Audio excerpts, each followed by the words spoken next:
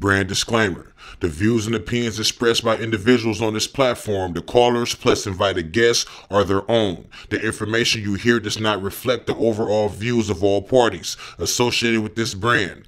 We encourage everyone to research all things heard live or via archive for edification purposes. Discretion is advised.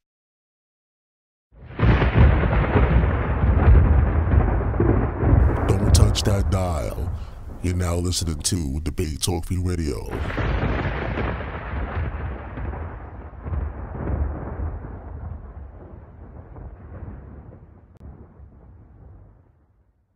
So my first special guest is my brother, Mariel. Welcome to the show.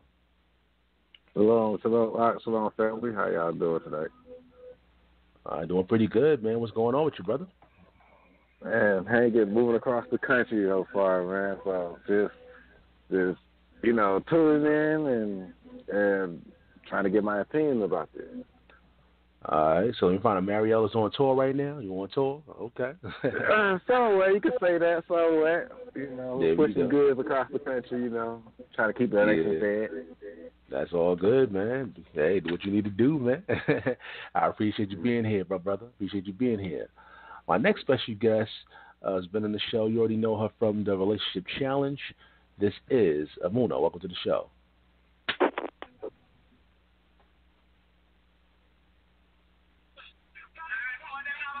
Hey, Emunah, you there? I'm here. Can you hear me? Yeah, I can hear you now. Welcome to the show. How you doing? Thanks for having me. I guess I was on mute. All praise be to the Most High for another opportunity to have a discussion, hopefully edifying. And, I'm doing well. It's cold down here in these parts, but, other than that, we're doing all right. Yeah, it's like 15 degrees here in New York City, so I know what you're talking about. Adness.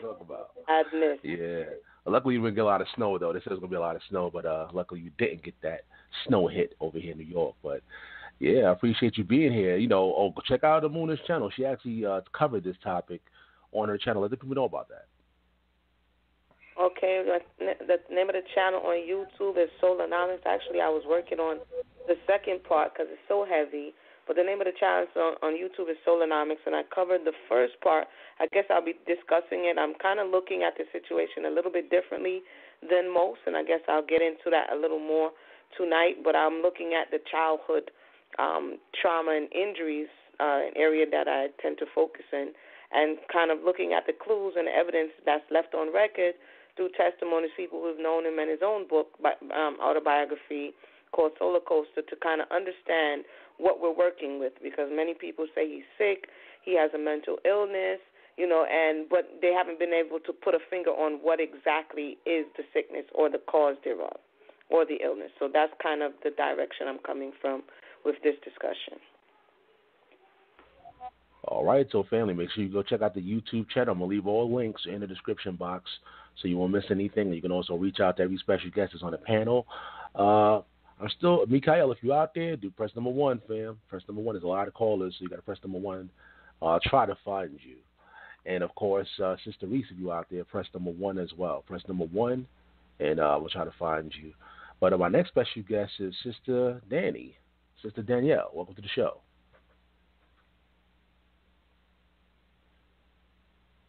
Are you there, 530, Sister Danielle? I'm sorry, can you hear me? Yeah, I can hear you. What's going on? How are you? I'm wonderful, absolutely amazing. I'm honored to be on the show today, honored to be on the channel. Looking forward to the discussion. All right, I'm glad to have you here to get some of your input on this particular topic. Welcome to Debate Talk Radio. All right, so let me see. Thank you. I just also wanted to... Go ahead.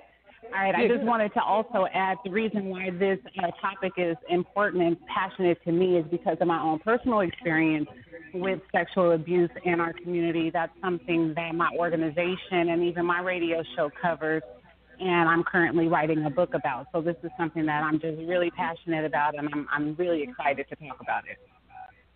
Hey, we're going to need those links. We're going to need those websites. I can promote that for you.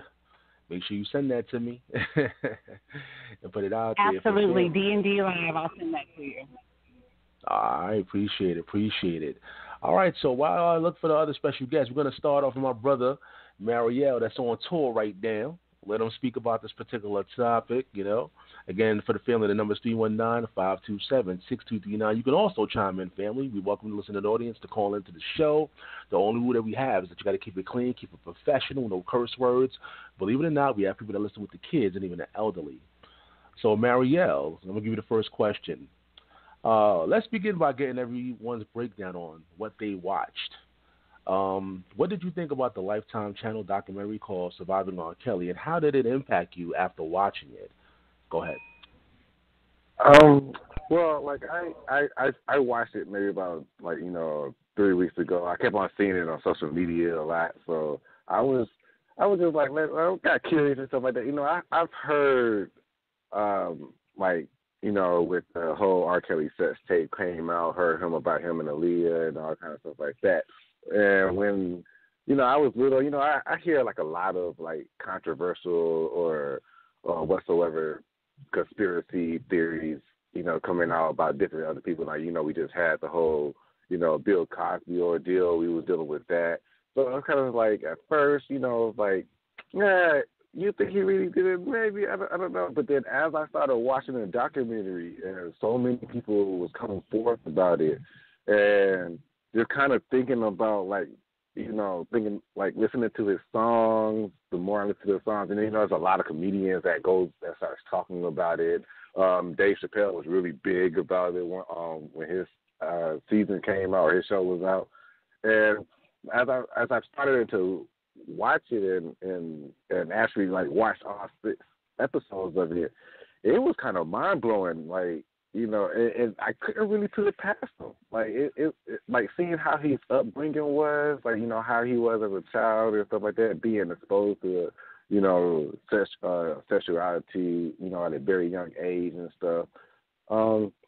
I can definitely see that, and as well as the whole idea of with men, not even just dealing with young people of pedophilia, but just the whole idea of wanting to have these sexual fantasies being fulfilled, and then having the idea of, well, if you prey onto younger people or if you prey onto vulnerable people, then it's more easy to obtain. So therefore, the more easier to obtain, the more you can do it. And if you slowly are getting away with it, then it's kind of hard to turn that off. So I see, I really believe that, it could be like a illness that or whatsoever it had, but at the same time, I'm still on the idea that it was probably just his choice or whatsoever, because the simple fact that, it, the whole idea of having sex or whatsoever, it can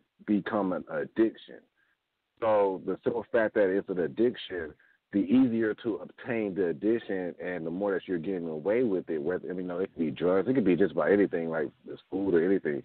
The whole idea of having an addiction, and it being so easy to obtain, it's harder to break off. So that's like a drug addict. That's you say, oh, okay, I can do this for a couple of months or something like that, and then that's you look up and it's years down the line, and you so deep into the hole of it that when you kind of wake up or everything's kind of blowing up in your face, then it's like reality sets in. With R. Kelly, I don't think that reality too much set in with him.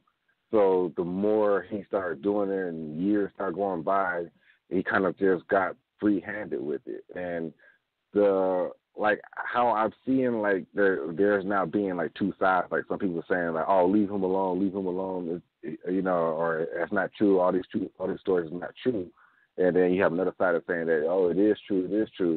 It also shows me that people with money or in high places or have a big frame in society can get away with a lot more things than people who don't have that type of ability or influence or power or riches. So it was very eye-opening for me in the sense of how power can, or money or wealth or whatsoever, can actually have an influence on people's morals. How people view morals or whatsoever. This could, if this was like a normal, common person or whatsoever, then, oh, yeah, it would have been taking a whole different offense or something like that. But just the simple fact that he had so much influence and power and people were so influenced by him, he felt like how they kept on saying, he felt untouchable. So, it was definitely an eye-opener for me when I saw it. It kind of blew my mind about him. Yeah, man, definitely. I appreciate you. Once again, this is Surviving R. Kelly Recap, family, and we're going to be talking about also harboring pedophiles right here on Debate Talk Radio. Some people actually know people that engaged in that kind of activity. Some people keep it a secret. Brothers, cousins, fathers, mothers. What do we do in the situations when people that actually have family members, friends that actually engage in pedophilia? We're going to talk about all those things tonight right here on Debate Talk Radio. The number is 319-527-6239. Let's go to my next special guest who's here. This is Sister Reese Roberts. Welcome to the show. Thank you. I'm glad to be here. All right, let the family know a little bit about yourself as far as, what you do, a little website information, a little plug before we begin. Okay. Oh, sure. So I specialize in the study of human consciousness, and I really have a huge focus on studying relationships at this point. But my intention is to share a message about collective consciousness in our community and really how our DNA metaphysically has a lot of information that we can draw from in order for us to heal ourselves. So I study quite a bit just by interviewing people, connecting with people, developing relationships, and studying the information passing in those relationships. So my website, if you want to kind of dig into what I do, I have a personal blog and podcast down on my website at www.reeseroberts.com. And I also have a professional business services company that really does like small business type work and also some corporate training. That website is www.serveincorporated.com. And serve is spelled without the E on the end. So if you have any kind of questions about consciousness and things like that, that's pretty much what I study. All right, there you go. The Sister Reese right there. Make sure you go check out her Facebook page where she have a live streaming going on, and also I'm going to leave the link to her website in the description box as well. But, yeah, what did you think about the Lifetime channel series, Surviving R. Kelly? Did you watch the whole thing? What was your take on that? I didn't watch it only because my heart is just not in a place right now. I watched something else that had to do with a heavy rate of abortion in our community, and it just stung me so bad. I couldn't even take more child abuse in my spirit. I'm a bit of a sponge when it comes to energy. I just kind of soak things up. I do have opinions about the whole thing because, like I said, I study human consciousness, and to me, the entire situation with R. Kelly, from his upbringing and his exposure, like the brother just talked about, him having these situations happening to him or these occurrences happening at a very early age, it of course affected his mentality going forward into life. And so there's an overarching truth, I think, that needs to be examined here, and that is our code of silence. We have so much activity happening in our homes, and we're not acknowledging it. We're not examining it. We're not allowing it to be expressed. And I know just from personal experience and personal relationships I've had with my friends and myself even, that when you're a child in a home, there are certain things that you're just not allowed to say. And your parents will tell you a lot of times you have to stay in your place, stay in a child's place, don't say that, don't talk back.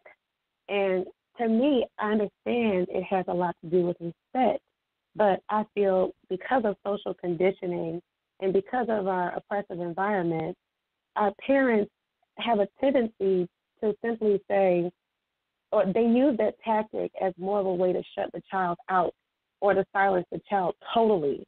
And so when you come to a place where you have a child being abused and they still have this mentality of, I can't speak. What if they get upset? What if this is my fault?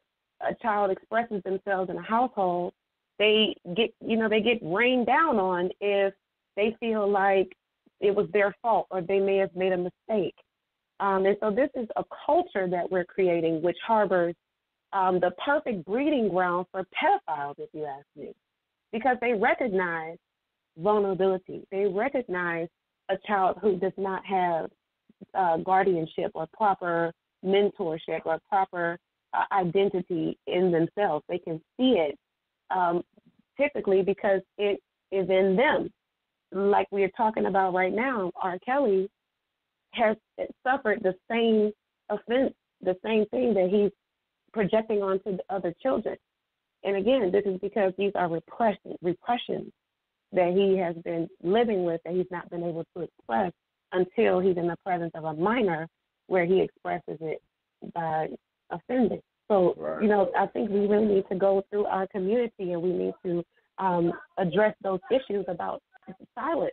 We cannot silence our children. We have to let them speak and express themselves, even if we don't like what they're saying, even if what they have to say might seem too grown or whatever, whatever the issue is. We have to learn how to recognize that our children are not just children. They're human beings, and they have valuable emotions. They have valuable thoughts.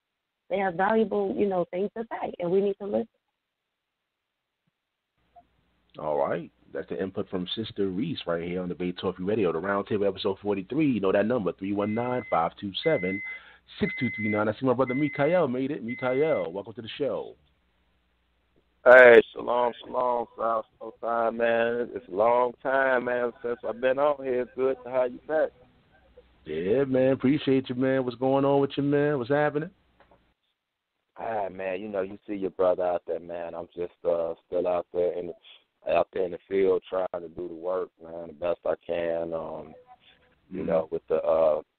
With the limited resources that I do have, with the Most High making it for me. Of course, I want to give all honor and praise to the Most High God of Israel.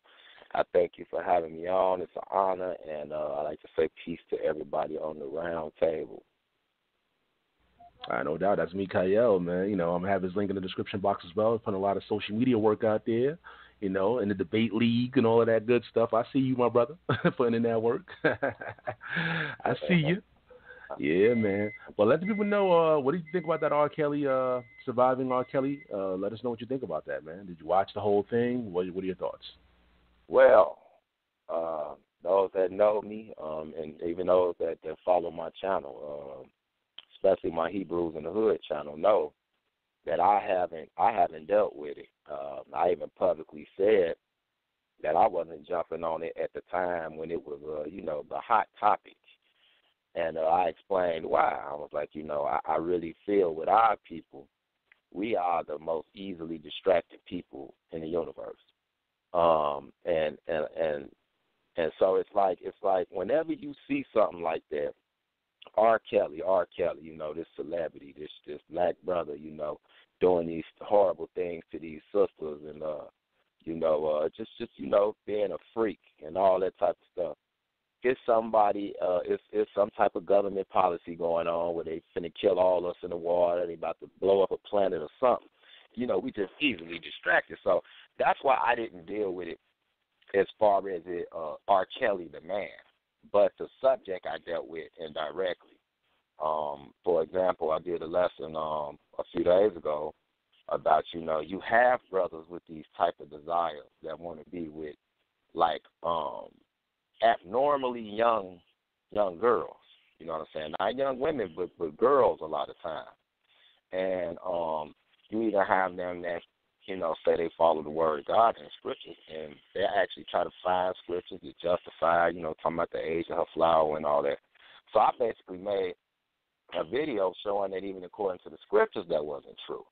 And this is where I think it's very relevant at, because it all goes back to us coming back to our true culture and heritage. We were not uncivilized, untamed beasts as they make us out today. And if me being an Israelite, many say African American, me knowing that this was our culture, I studied it in depth, and I saw that things like flower of age literally meant what it said. What does a flower do? It blossoms. Blossom is almost synonymous with the word mature. You see what I'm saying? So it doesn't mean, because people go to Leviticus, the 15th chapter, and I think like the 32nd verse and the 36th verse, or the 24th verse and the 36th verse, and they see where the period was referred to as a flower. You know what I'm saying? It says you sleep with on her flowers. But when you read it in context of other spots, if it says flower of her age, it's actually talking about maturing. So all you had to do was study the culture, and you would see that it was up to the discretion of the father, which we don't have in the communities these days. That's one problem, and the mother. And they would know whether their child or their daughter was ready after she came on her period and started to grow and mature, if she was ready to be a wife. And a lot of times you saw them be wives at those abnormally low ages was due to some type of political reasons, or some with another family where we would give our daughters to your son and your son to our daughter. And I'd just like to say on that same note, if anybody ever get a chance to prove what I'm saying, you could read 1 Samuel, the 2nd chapter and 33rd verse. And you go in there and read that. The Lord said that I will call that no man in this house will go past the flower of their age. So you mean to tell me a man got a period? So that's actually what it's talking about. It's talking about growing. So to get back to the original story of all this, concerning them, and I didn't watch much of it. I've seen clips of it because we don't really have to. Growing up on the south side of Chicago, you know people who know people who know people. And you used to hear the stories like, he up at the high schools and all that type of stuff. And he wasn't the only one. And that's why we got to go back to our it starts with the parenting in the house, because, it was a lot of cats out there, that the cat on the corner that was in his 20s was coming up to the high school, the boys in high school trying to holler at the fine girl, the fine sophomore girl, but she hopping in the car with this dude, and he's 20-some years old because he got the rims on his car. So where do this start at? And it starts with both the man and the woman in that house, and then it's really unfortunate because a lot of times we're not looking for lifetime partners. We thinking just at that moment. So you don't know when you messing with this dude. Say you a sister, you messing with this dude, and everything about him seem right, but you kind of know you're not going to be with him forever. And then when that happens, now you go get another dude who you know even less about. Now you already got a kid by this first dude. This little girl 6, 7, 8, 9 years old. Now he looking at another man's daughter growing. He has no real connection with him. He's thinking carnally because he got a sick mind. You see what I'm saying? So this type of thing is responsibility that has to be put back on the family, man, both the man and the woman. And so that's really my outlook on it. All right, I see we got more and more people listening to the show. Once again, we appreciate you out there, family. That number to call in, y'all, is 319-527-6239. You can also chime in, listen to the audience. Just press number 1, and we'll add you in the conversation later on. You can also send me an email at salshowtime77@gmail.com. That's salshowtime77@gmail.com, or debatetalkforyou@gmail.com. And I'll gladly read out your questions or your comments to the special guests on the panel.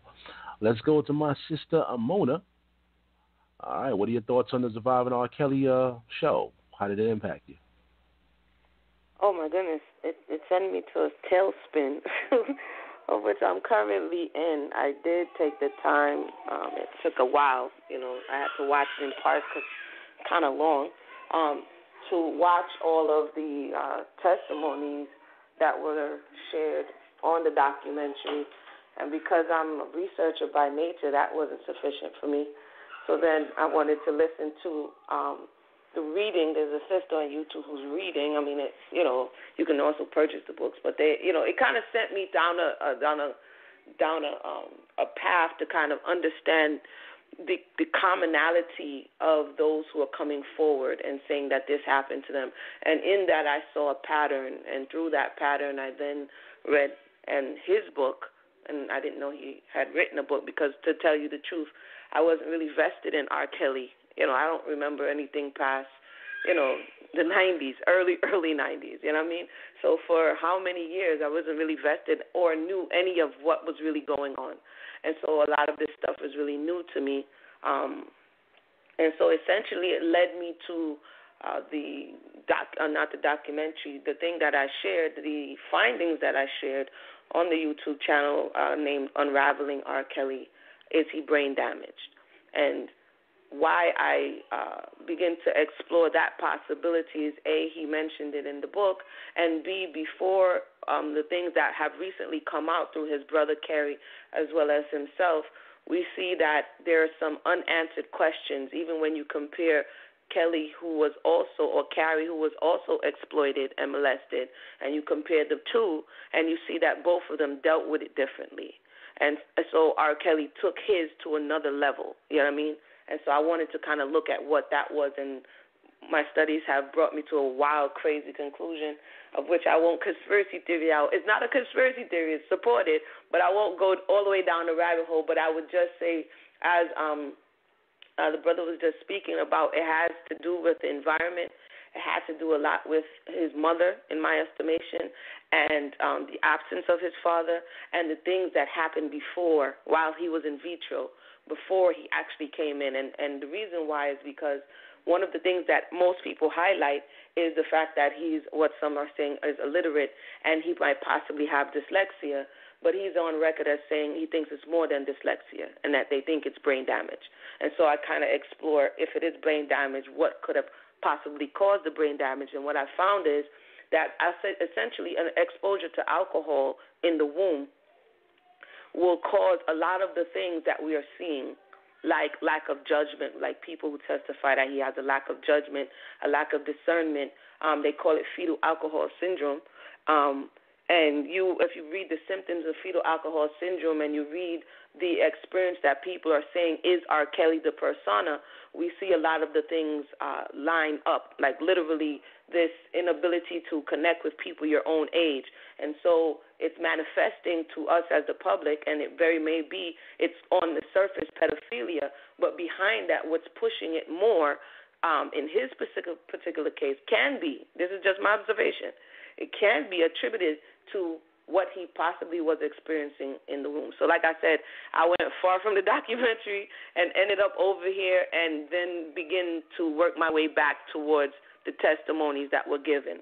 But for me, before I could understand, I was trying to understand the allure of the individual. And I would just say this because it's debate talk for you, that this entertainment industry that makes people into idols and makes these celebrity idols for people to worship is one of the key factors that we should consider when we're talking about this case, because many people subscribe to him.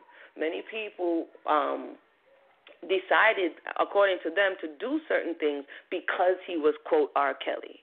And so the pass that he was given is because of this idolatrous thought that the industry has projected to the world. And as we're having this conversation, hopefully we can keep that also in the forefront of our minds when speaking about why would people do something, after the trial. Why would you do it anyway? That was one of the questions I had. After you saw the trial, after you saw the 7 years of people saying what they were saying and bringing these reports, that it couldn't happen to you. And it's not victim blaming. It's really just trying to understand the situation that you're faced with. So hopefully I did a little justice. Again, like I said, I do go into deeper detail and would be having a follow-up session that's exploring the possibility of the points that I forwarded. So I'll relinquish the mic. All right, that was Emunah. Once again, it's the Roundtable episode 43, family. The Roundtable episode 43. That number is 319-527-6239. Let me go to Sister Danielle. Let's get some of your thoughts. Or, how did you watch the Surviving R. Kelly series? How did it impact you? Actually, I watched the entire series. I was so drawn in because it was personal to me. I watched it all in one night. I sat up, I cried, I pick up on a lot of energy as well, so I felt the energy from the victims in the video, And not only did I watch the documentary, I watched after videos and other interviews. I did some more research myself. And some of the things that kind of stood out to me that some of the other panel members mentioned is he wasn't the only one. As I remember and I reflect back, R. Kelly's first album came out when that was my generation. That's when I was listening to music. I remember on Christmas, my first Walkman that I got the 12-play cassette tape to go along with it as a gift from my family. And I listened to that. I knew every song. I obviously idolized Aaliyah. So it was okay and acceptable in that generation to have an older boyfriend. It was like ideal. And a lot of girls that I went to high school with had older boyfriends that would pick them up, give them money, spoil them, and so forth. Also keep in mind, during that generation, that was also the generation of crack cocaine. So our parents were getting addicted to drugs. We were poor. We didn't have money. So when you're dating an older guy that has influence or that has a drug dealer or whatever, he can buy you things and supply things for you that you may not be able to get on your own or at home. But I think about even the songs back then, Del Bid DeVoe, you think about Backstage, Underage, Adolescent. How many of us sing that song and don't even pay attention to the lyrics? And back in that generation, there were sayings like, if you old enough to bleed, you old enough to breathe. So I'm very happy to hear the brother mention in Scripture how that wasn't so. But it was a survival mentality. And I personally went through sexual abuse and assault before I was out of diapers. And, I'm writing a lot about that in my book, and I cover that on my personal channel. But it was an experience for me that went on until I was about 16 years old. And for me, initially you tell, but nothing really happens because, number one, you are afraid of what authorities are going to do to your family members. So you don't really want to go tell. You think that you're going to have repercussions against people in your family. Maybe they're not going to believe you. They're going to turn their back on you. You're going to lose their support. And not much is done. And then you end up being embarrassed, ashamed, and still having to be around the abusers because nobody made them leave the family or nobody held them really accountable. So then it makes the victims just be quiet. And if it continues, you don't want to tell anymore because you don't want to endure the shame anymore when you know nothing is really going to happen. Plus, therapy is not something that's encouraged in the African-American community. So it's very rare for a victim to get therapy. After they have that family talk about this is not acceptable, they expect the victim to just deal with it and get over it and not bring it up. That's just a family secret. But hurt people. And victims react differently. And victims create more victims. And so people that don't get addressed and don't get held accountable like R. Kelly was a victim, create people like perpetrators like R. Kelly, in my opinion. But when I watched the documentary, there was nothing uncommon about that. That was something that was so familiar. That was something that I saw in our communities all the time. It wasn't anything that shocked me. It was hurting me that it was just now being talked about because he has so much influence and popularity. And it's like people with little influence, people of little popularity don't get that attention, and we go through it every day, all day. And, I covered a lot of that in a live video that I went into today, and I don't want to really go on and on about it, but that was my initial response to the documentary. All right. Once again, the number is 319-527-6239. We got a lot of special guests here tonight right here on Debate Talk for you, talking about the Surviving R. Kelly documentary that came on the Lifetime channel. Again, the number is 319 if you want to chime in, 319-527-6239. Now, the people that watched it and people that are fans of R. Kelly, they're actually trying to, pass the buck, and, there's a lot of blame gaming going on right about now. There's some people saying that, it's the parents' fault. Why do these parents let their children or a teenager, do anything with R. Kelly? Some people are blaming his staff around him. I mean, let's talk about that. Who is like? Do we blame the parents in the situation? Are the parents at fault? You know, let's talk to Emunah. Let's go to Emunah. Go ahead. Yeah, I saw that as well, Brother Sal. I saw, a lot of, and like I said, who's accountable, and there are some people who are willing to take the blame, like his ex-manager Demetrius Smith for the part that he played, and he did a number of interviews post the documentary because he says that he was misquoted. You have some people who are willing to accept responsibility for the part they played. So I think because of the magnitude of, as the sister just said, because of the space and the spotlight that the individual is and the celebrity that he comes with, there are many people who can shoulder this responsibility from those, like I said, from where I'm looking at, it goes earlier than what we're seeing because everything starts in the dark and then it manifests in the light. And so there are people along the way that didn't hold him accountable, didn't discipline him, didn't really show him that there was consequence for his action.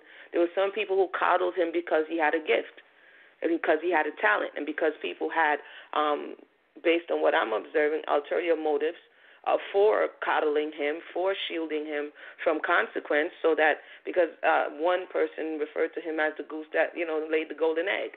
And so because there was so much to benefit from him that his, quote, gift was exploited and, and now when all of the bricks have come tumbling down, we want to just, or some people want to just blame one individual. This huge transgression could not have continued if along the way somebody or somebodies were held accountable. You know what I mean? And so I say that to say for those, like it's on record, those who took payoffs, those who were bought, their silence was bought. And the Torah says, and I wanted to look it up in Exodus 23:8, you shall not take no gifts, for the gift blind the wise and pervert the words of the righteous. And that's what kept coming to my mind, is that those who took payouts to not say anything, to make it go away quietly, didn't warn those who were to come that, hey, there's a problem right here. And so all throughout, I would just say, like I said before, there's enough blame to go around for the part that each and every one played in making him come 30 years down the line. You know what I'm saying? That's a long time. So, yeah, that's my thoughts. Yeah, because, I'm watching the feedback from a lot of people that support R. Kelly, and, they pointing fingers everywhere, and some of the parents, they're saying, they're going on radio shows and they're saying, listen, we didn't know R. Kelly was like that, stuff like that, even though, the whole Aaliyah situation came out years ago. Some of them said they were also aware of that, but at the same time, they didn't think, some of them didn't believe that whole Aaliyah situation was true. So let's go to Marielle. Marielle, what did you think? Who's to blame here? Are the parents to blame?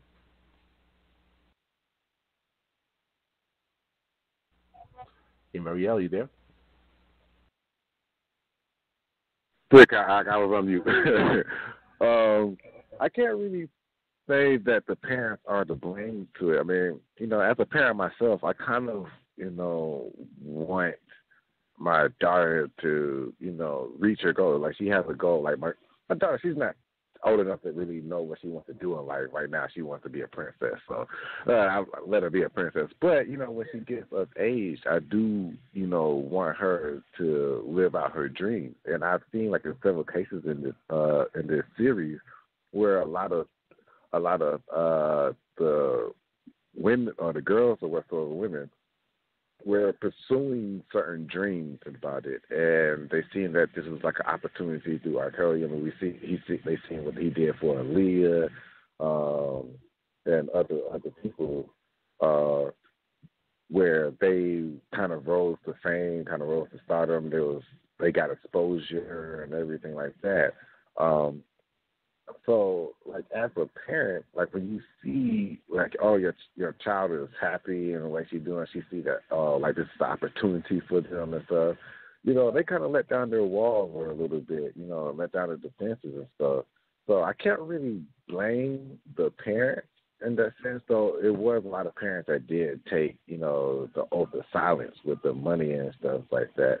But I mean, even then, I mean, it could be just a simple fact that, you know, they didn't want their daughter to be exposed out, or, you know, didn't want to have to go through so much thing. And also, you know, some of the parents, you know, you can say, well, oh, I see 6 figures or whatsoever, so I'll take this hush money or something like that, and I could do a lot with it.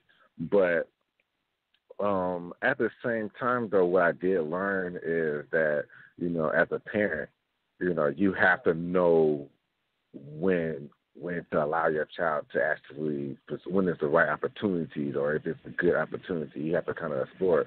Because there was one case where the parents just kind of like just let the daughter go because of the simple fact that, you know, they didn't want her to rebel, or didn't want to, you know, the child to be mad at them or something like that. But, you know, that's in the space where, you know, they are trying to be their friend and stuff like that. And we can't allow that, you know, as well. We have to be mindful of that as parents as well, to, you know when it is right or what is wrong to allow your child to do. But yeah, that's kind of like my thought onto that. Like, I wouldn't really blame the parents or anything like that. I really put majority of the blame onto R.KELLY, because he does have he did have that power or that influence to actually have let a lot of these people who was coming to him strictly for the music and to be exposure in the industry and kind of manipulate it. So I see that he was using that more of a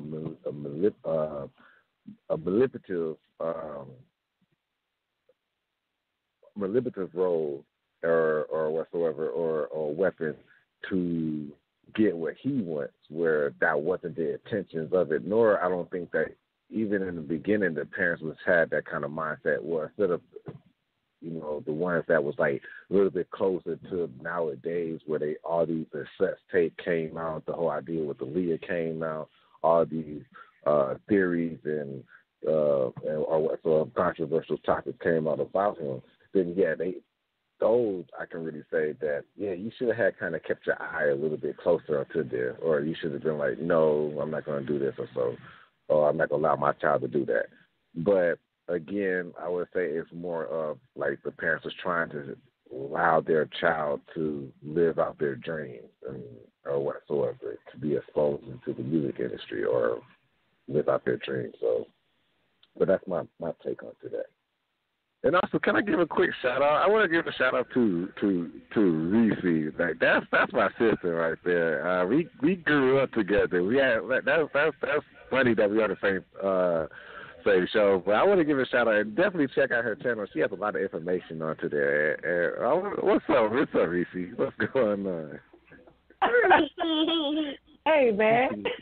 Thank you for that. I appreciate that. I want to also do a quick little plug, too, because if anybody has teenagers, I have a training program that I just developed for teenagers to learn the ways of human consciousness by way of learning how to properly complete or execute research, and also developing debate skills.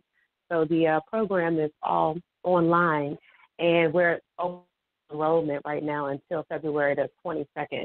We'll be closing it down. But I have about 45 slots for students who are interested in alternative learning. All right, no doubt. That's what we do on Debate Talk. We do the plugs. We do the plug game. You know, we do the plug game out here. You know what we do. Debate Talk. It's all about the community. Absolutely. There we go. All right, I see we got a caller standing by. We're going to go, of course, to all the other special guests on the round table, but let's get this caller real quick. 832-245, you're live. Hey, guys. Shalom, everybody. It's Brother Robert Reed. How's it going, everybody? I just tuned in. I just heard the brother just a minute ago, so I didn't get to hear the other takes. So if I, repeat something, it's because I just got on. But I did hear the brother for the most part, and he was talking about, not solely placing the blame on the parents. And I just feel like the parents do take part of the blame because, you don't want to just leave the care of your child, with another adult, especially in a world that you may not understand, you don't know that much about, which would necessitate you staying and sticking closer to your child, never leaving your child with, celebrity or not, with another person that you don't know well, and I think part of that is the allure of fame and fortune because, many of the young women were looking for their big break, so to speak, while others just wanted to be around and associate themselves with somebody who's in the business, or someone who is famous and stuff like that.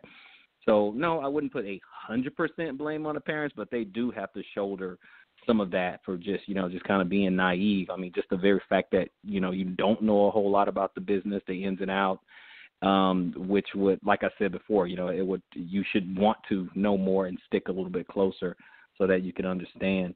But, I was watching the show and a lot of things, kind of stuck out to me.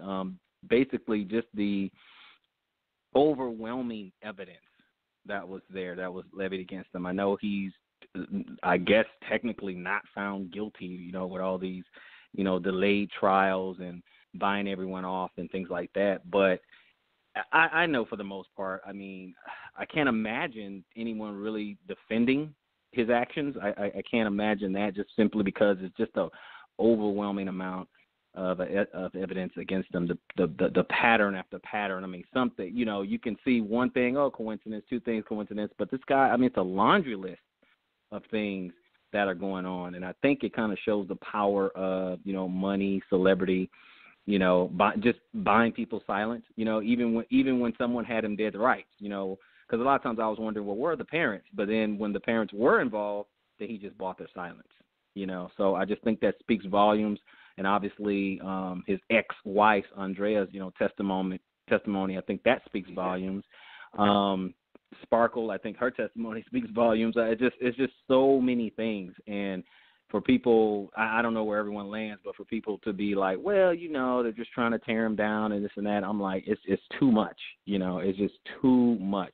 But I don't want to ramble on, guys. That was just my, initial thoughts. Unfortunately, I don't have any questions just yet because I haven't I haven't listened long enough, but I'll hang on the line and listen to you guys.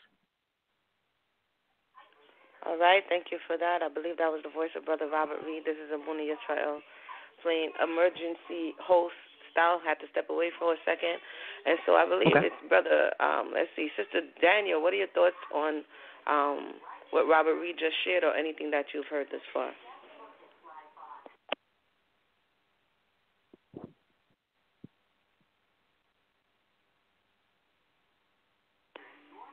Oh, wow. So I'm not on the board, y'all, so now I just realized that there's a possibility that everybody's on mute. This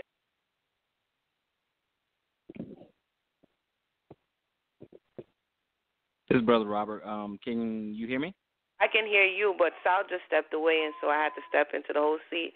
But now I'm realizing that I'm calling names, and there's a possibility that they're on mute, so I'm not on the board. So we're going to have a discussion until he comes back. No problem. If that's all right with you. This is all impromptu, y'all, so hold on to your head wraps. So you say you just stepped in, and you said that that you would say that the parents had some level of responsibility. To what degree? Because there's a lot of people, like you said, there's a lot of people who would say that R. Kelly, he should have known better, he's out there. What are your thoughts of possibly entertaining, as many people are saying, even Iyanla Vanzant went on record, I believe it was on the Breakfast Club, of saying that he reached out to the show, but he has issues and she doesn't think that he needs jail time, that he needs counseling or therapy. What are your thoughts on that? I think he needs both. I think he does need a level of jail time and counseling, and I think sometimes people won't come face to face with themselves until they are forced to do so, until you have to think about your actions, until you have to have that solitude and that focus. And I think jail is the only thing that's going to do it. And then, of course, I do believe that counseling is in order. But if I can backtrack just for a moment and a half a step, I'm not putting all the blame, to answer your question out to what degree, I'm not putting all the blame on the parents. I think most of the blame, okay, I don't know what percentage we would put on it, but I think most of the blame would go to R. Kelly. This is a grown man, and he should know better. He should know better. You should not take advantage of, a parent's ignorance or naivete. You should not take advantage of, young underage girls. To me, that's just statutory. So I mean, he should shoulder most of the blame. I'm just putting part of it, a little bit of it, on the parents. I'm putting none of it on the young girls. Pretty much none of it, because they're just young, naive, 14, 15 years old, trying to, they're just caught up in stardom and stuff. It's unfortunate, but again, I definitely think that jail time is in order, and I definitely think, counseling. I have nothing against counseling, but since I didn't catch the beginning, did you have some opening thoughts on the entire situation? Oh yeah, I'm back, y'all. Sorry, I had to step away for a second, guys. I'm back, but yeah, Rob. Everybody just spoke about the show and what do they think about it, and we'll talk about are the parents to blame? That was the next question as far as the parents are concerned. There's a lot of people playing the blame game. They're trying to say, oh, this is all the parents' fault and stuff like that. So, but no, you're gonna stand by with us? You gonna stand by? Yeah, I'll stand by. All right. So once again, it's the Roundtable episode 43, y'all. The number's 319-527-6239. Let's go around the round table, family. Let's go around the round table. Let's go to Sister Danielle. What are your thoughts as far as the parents are concerned? Are they to blame for the whole situation? Do we put the whole brunt for the whole situation on the shoulders of the parents? Go ahead. My opinion on whether or not the parents are to have the blame or responsibility is this. I do think they should have some responsibility. This is why, in two parts. Number one, because I read a statistic today, and I don't have the resource with me, but it said that 60% of African American women have experienced some type of sexual assault by the time that they are 18. That's a high number, and a large number of that is contributed to people that they trusted, people within the family. And then you look at how many of those are actually reported and held accountable. That number is very low. So I think that there is some accountability there. Like the caller said, I think that they're leaving their children exposed. They're being very naive. And then also how they handle the situation once a child reports it, I think holds a lot of responsibility. Whether or not they get that child therapy, whether or not they get that child help, how they handle whether or not they believe that child. And I think that has a lot to do with the healing process. Even if they have doubts, even if they have fears about that, I think the way that they handle that just needs to be more educated. So I think that they do have some accountability on why it happens, how it happens, and the healing process afterwards and the lack thereof. All right, good input. Let's go to Sister Reese. Yeah, who's to blame in the situation? Who's to blame? Are you blaming the parents? Well, is it all their fault? Go ahead. I have difficulties with blaming people in the situation because I have just a deeper understanding of what the conditioning has to do with the entire thing. And if I had to place the blame, I would put it really on just that, social conditioning. It goes deeper than just who's at fault, because then you have to look at why are they at fault? What was it that went into their own mental dysfunction, their own mental processes that caused them to act the way they acted? And honestly, culturally, for me, pedophilia is not something that's generally accepted in our culture historically, prehistorically. Our ancient history doesn't have much in the way of homosexual trends. I mean, I understand homosexuality may have happened in our culture in ancient days. It may have been an anomaly, but it wasn't the culture. It wasn't the trend, because we understood our natural order. And it's the same thing to me with pedophilia, is that our natural understanding of natural order tells us that, just naturally, we know not to have sex with children. And so, to me, there's this element of questioning that comes into play when you have so many different parties involved, that really created the environment for all these things to happen.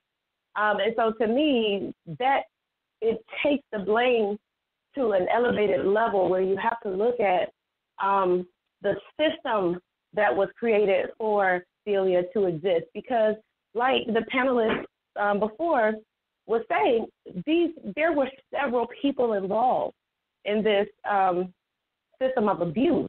And that's really what it is. It's a system of abuse, the same way we're dealing with systems of conditioning, where our families have been systematically, excuse me, I have a 2-year-old, and he is just relentless. Let me move. It's all good. But, okay, so there is a system that we have to pay attention to where there are several different key players that have fostered an environment where pedophilia can exist. And like I said, silence is a huge part of that system. But we also have other key elements that come into play, like our social condition, or let me put that more specifically, our financial condition. Another panelist did mention that we have some situations where, okay, if my father is molesting me, I can't say anything because he's the only person that's paying the rent. And so it becomes the child's burden, and it becomes just a system that is created where pedophiles feel like they can move, undetected because they know what they can take advantage of and when, because there is a system. They study that system, and then they take advantage of the loopholes and the different can penetrate. And again, that is what I blame. I blame the system of pedophilia, and I want to say pedophilia enablers, where we're silencing the things that we should be examining. If a child, for example, has displayed behavior of abuse, instead of just calling your child bad or saying that, or just saying that you don't have anything to do, don't know what to do, we have to learn how to unpack these things. We have to learn how to go and find resources. We have to learn how to talk to our children, learn how to open up and allow expressions to take place. Because if we don't, then forever the system will be maintained by the silence. To me, the silence is what actually perpetuates and sustains the system itself. So, I like my brother said, you can't really place the blame totally on one specific person, like the parent or the child or the offender. You just have to understand they're all a part of the system. All right. Once again, it's the Roundtable episode 43, family. Number to call in, 319-527-6239. You're now listening to Debate Talk Radio. We're talking about that recap. We're taking a recap of the Surviving R.KELLY series that happened on the Lifetime channel.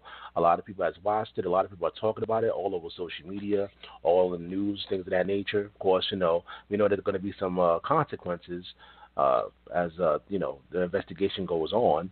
But let's go to my brother Mikael. Mikael, who is to blame here?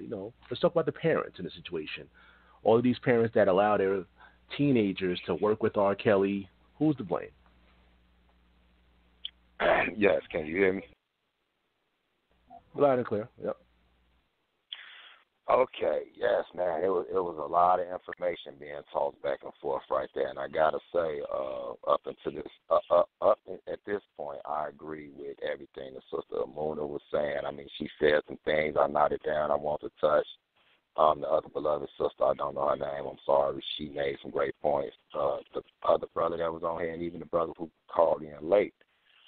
And concerning putting the blame on the parents, this why I say it starts with the parents, and that's like a gift.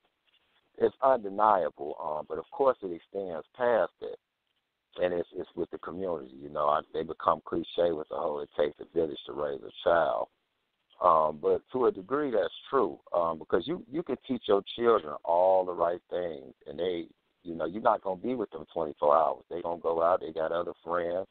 And then in today's time, we don't even meet the parents of our children. Like how it was when I was coming up, my mom and old man wanted to know my friend's parents. You know, 90% of the time now, you know, you got all this social media, you know, a lot of times, man, you know, they don't even know the person that's on the other end of the internet. You know, that could be some old Jewish dude in the basement burning goats. You know what I'm saying? You have absolutely no idea. But one main reason I like to say it starts with the parents, I like to use this comparison. It's a scripture. And forgive me for so speak on Bible thumping, but I'm really not. I look at it as a culture and not so much religious aspect.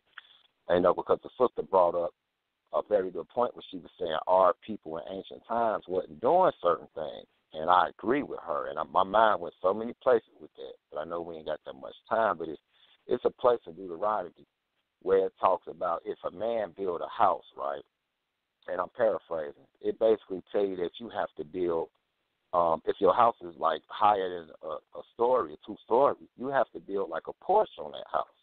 Because if somebody up there fixing on your house and they fall off, or if somebody up there playing on your porch and they fall off, you have to put a balcony up there. They fall off and they die, that's blood on your hands. You're responsible for it. And I like to liken it to parenting.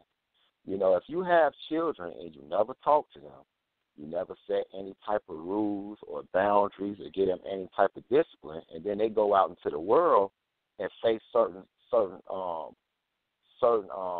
obstacles in their life, it turns out bad for them, that's somewhat on you because you never set any balcony, you know what I'm saying, in your own house.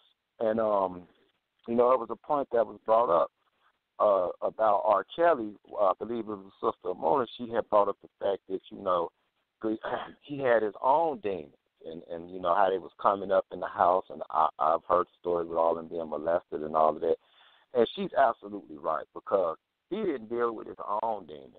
You know what I'm saying? Before he became an idol himself. So now he's just a famous cat with demons. And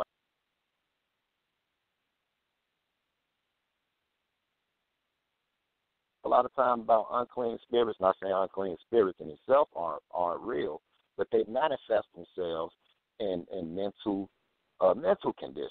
You know what I'm saying? Like if you look nowadays, the first thing they do is give you a pill. The pill is not exorcising the unclean spirit. It's just leaving it dormant. That's all it's doing, for it to hang around. And so, you know, this is one reason that I didn't really, like I said earlier before the brother called late, that I said on my show I didn't really deal with R.KELLY and himself from the celebrity ass, because, you know, when y'all was talking earlier, y'all was saying how, like, do he need counseling and jail time? And it's funny because it's so many elements in this story, because when it comes to the Gentiles or the quote-unquote Europeans, that's the first thing they offer. If they say anything at all, if it's one of theirs, oh, yeah, you know, he has a problem. You know, let's just, you know, get him some help. You know what I'm saying? They're not quick to criminalize him. But, of course, if it's a brother or a sister, it's going to be totally opposite. Not taking anything away from R.KELLY. Now, I want to touch this last thing because, and let the panel keep going. So, like I said, I got a lot of stuff I want to bring up. But the sister was bringing up the sayings, and I grew up in the 80s myself. And I got to say this, and some people are going to trip off this, but she's absolutely right. I remember hearing the saying, she said, if you're old enough for a period, then, well, where I was from, I guess they threw a remix on it. They used to say crazy stuff like, if she old enough to pee, she old enough for me. And what was another one? I remember they used to say, I take them 8 to 80, blind, triple crazy, bow leg, no leg, I'll take her. And it sounds funny. Man. Yeah, that's crazy, bro. You know what I'm saying? Yeah, but we used to repeat this stuff because we hear older cats say this stuff, and it just sounded funny. But now that you sit back and think of it, this is why we say it starts with the parents, but it goes out into the community, because I'm going to tell you one thing about a predator, and this is where us as the men, we have to step up, because we are the vanguards of our community. If we're not going to protect it, nobody is. I mean, if we're waiting on the government and the white man to protect us, we will be obliterated. You know what I'm saying? I'm not just saying this from a racial aspect. I'm saying it's just from a survival aspect. You can't make predators comfortable. Just to the brothers. Like, I remember, and I'm going to end with this. Sal, you know my story. A lot of people know my story.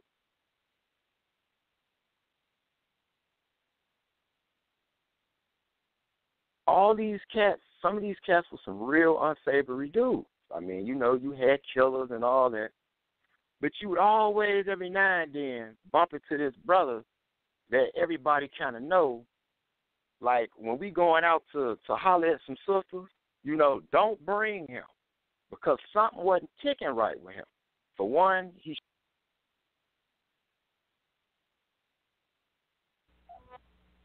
it's kind of breaking up a little bit. Can you hear me now? Yeah, I can hear you now. Continue. You know, you would hear the stories like, man,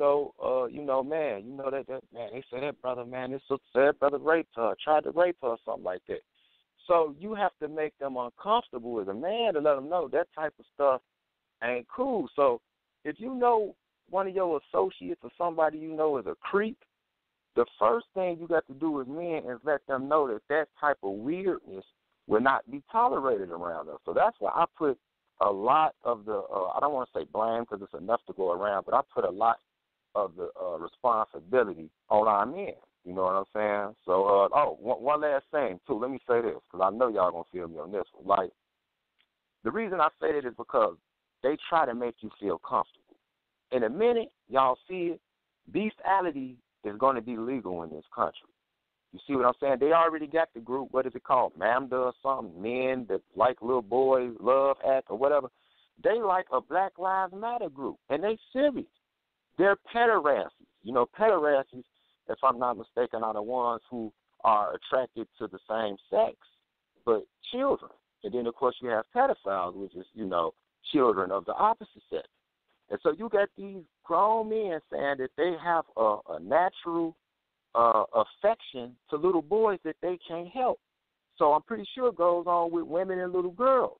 And they're literally making a move for this type of stuff. So, like, and, you know, people used to always ask me, like, man, you know, why the Bible got the right, you shouldn't do this, you shouldn't do that. Like Leviticus, the 18th chapter, Leviticus, the 20th chapter, you read, God has to go through a long list to tell you, look, you can't sleep with your sister. You can't sleep with your brother-in-law. You can't sleep with your auntie. If you do this, you're going to get killed. He had to make an example out of you because perversion, and it grows. And before you know it, people going to be walking down the marriage aisle with deers, goats, and everything else. So this blame goes on everybody, but as a man, we got to be the vanguards, man, and stop making weirdos feel comfortable. Shalom. All right, no doubt. It's the Round Table, episode 43. I see we have a lot of listeners out there checking out the show, people on social media listening. We appreciate the family. Again, if you have any questions, feel free to chime in. That number is 319-527-6239. My email is open, salshowtime77@gmail.com. That's salshowtime77@gmail.com. You can send your questions or your comments, and I'll gladly read out your questions to the panel. But let's go back to my sister, Emunah.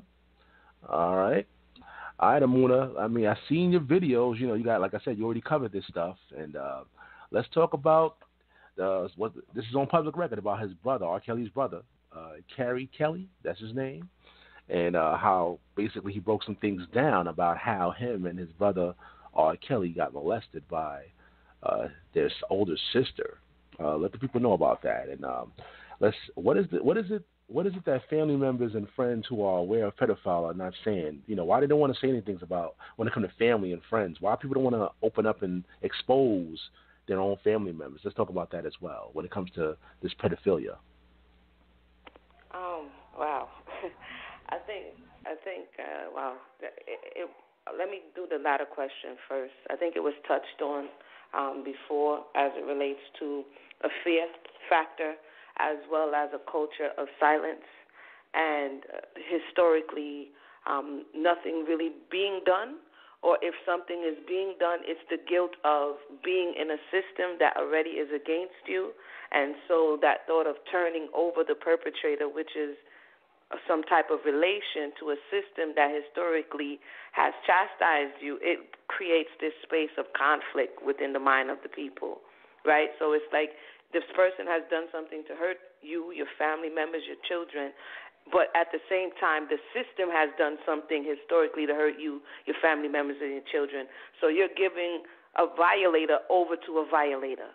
You understand? And so it's not like you are in a space or a culture that you created and that you are in charge of the court system and that you are in charge of the judiciary system. It's not like that.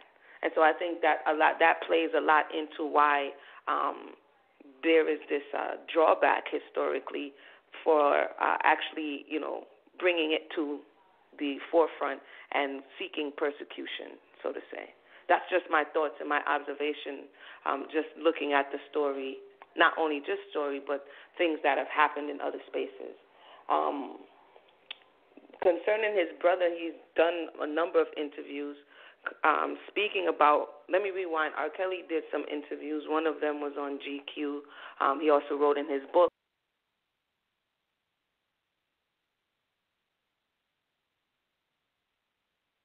Also in this culture of silence where he doesn't want to throw people under the bus even though he was victimized. So even in his adult life, he didn't want to, quote, throw people under the bus. So he never gave any names. But his younger brother, Kerry, comes along and decides, I'm not down with that. And so he begins to name names. And one of the names that he names is his elder sister, all of their elder sister, Teresa, I believe her name is. And so that's kind of how he gives the breakdown. He does talk about not having witnessed R.KELLY's trauma, his molestation, personally, but he was able to put two and two together because it was the same thing that was happening to him. And according to him, when he did come to his brother at that time and try to tell him, he was kind of brushed off as, kind of dismissed, because that's when it was actively happening. And I have to submit one more thing that I was able to find out, and I'm going to drop it in this next video, is that a lot of them were talking about the mother having to work. And she's, in some spaces, a single mother who, according to the younger brother, if he would have told, there was no one else to watch them. So the sister was being used as a surrogate mother or the babysitter. And the concern was, what are we going to eat or where are we going to live if my mother leaves? There's no one else to watch us if she has to stay home. And so it's kind of this, we need this individual. I heard somebody speak about it earlier. We need this individual. We're depending on this individual to supply for us. And so some of them, especially the males, kept it to themselves, because we talk about molestation of females in our community, but we don't often give as much credence to the male being molested as well. And so there's this extra stigma of the male being molested, especially by an older female. It's kind of a rite of passage. It's something that's passed off as woohoo, And in actuality, it has long-reaching effects as we see today. With this case and many, many cases. And it's something, and I'm glad we're having this discussion, and prayerfully we continue to have these discussions. And the people who are qualified, who have the degrees, who are able to provide long-term counseling for the victims, at this time, in their own respective spaces, hopefully can make themselves available to give people guidance into what they should do and how they can begin their healing process. All right. Yeah, let's go to Robert Reed. Yeah, Rob, like I said, there's people out there in the community that know people in their families that has done stuff like this. They've been covering it up for years and years and years. What do we do about that? Why are people covering up for, their family members? I know it's a sense of fear and things of that nature, but why are people doing things like that? And, the saga continues because, they do it from one person to the next. Good. Well, I think it goes back to what the sister was talking about. It's the system when we were talking about in the last segment, speaking on, who to blame. And she was talking about, it's kind of a systematic approach to it.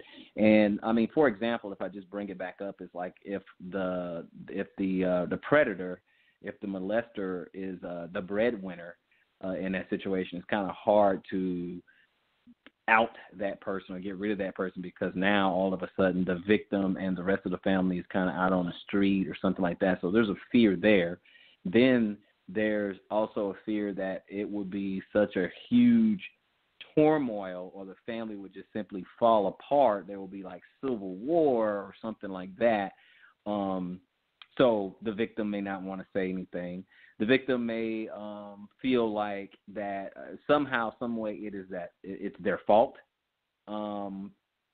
It's for a myriad of reasons. I think that sort of thing happens. They could be threatened. Sometimes the victim is threatened that you can't say anything or else, and you could just insert the threat after that. It's so many different ways, and then it's just the system is like that. In the case of someone in R.KELLY's position, like it's the dangling that carrot in front of you. Do what I want you to do, and you'll have this little carrot of you'll be the next Aaliyah. I'll give you fame and fortune and all that other stuff. And obviously it turned into something else. But it's so many different ways to keep that victim, oppressed, and everyone's kind of keeping their mouth shut. And I think, and unfortunately, another one would be like, for instance, the parents being paid off. If we've watched, the series, then we see that when, for the most part, when R. Kelly was caught dead to rights, he paid NDAs, non-disclosures, and he just kind of paid them off, and it just kind of went away, that sort of thing. So it's such a myriad of things. I don't even know if we can name them all, but it's such a myriad of things, and all of them are deprived. All of them are really, twisted reasons because an injustice has occurred. When someone is molested, it's an injustice.